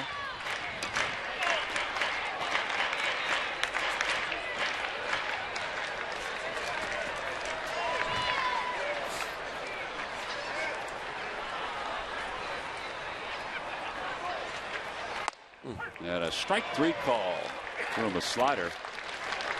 Now there are 2 outs. So Blanco's coming up. The Phillies, as Ben mentioned before, will face the Minnesota Twins later on this year, the 21st, 22nd, and 23rd. And the rest of the interleague schedule features teams from the Central, including a home-and-home with the Chicago White Sox.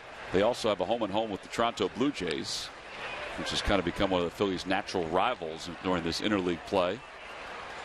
Blanco chops it toward first, a foul ball. Mickey Morandini uses 2 hands.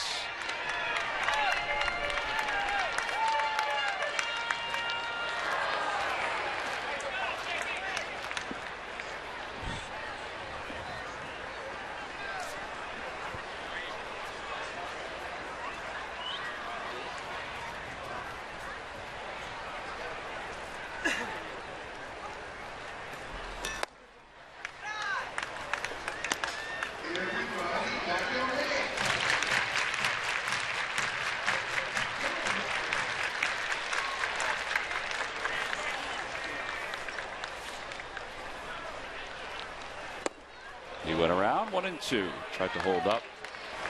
Got something other than the pitch he expected. For the Phils down to their final strike here this afternoon. With a splitter there. Phillies with a spring training record of 14-5-2.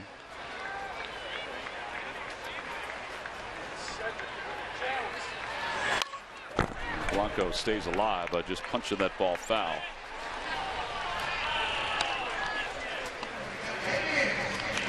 Something we used to see Chase Utley do quite a bit.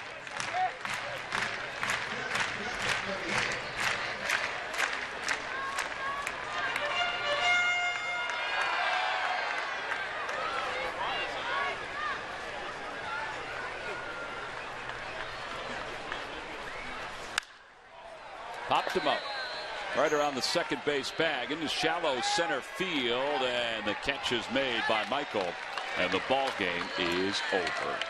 A 1-2-3 ninth inning, and the Minnesota Twins walk away with a 7-5 victory over the Phillies. It's just the 6th loss this spring for the Phils, and only their 3rd loss in their last 16 spring training games.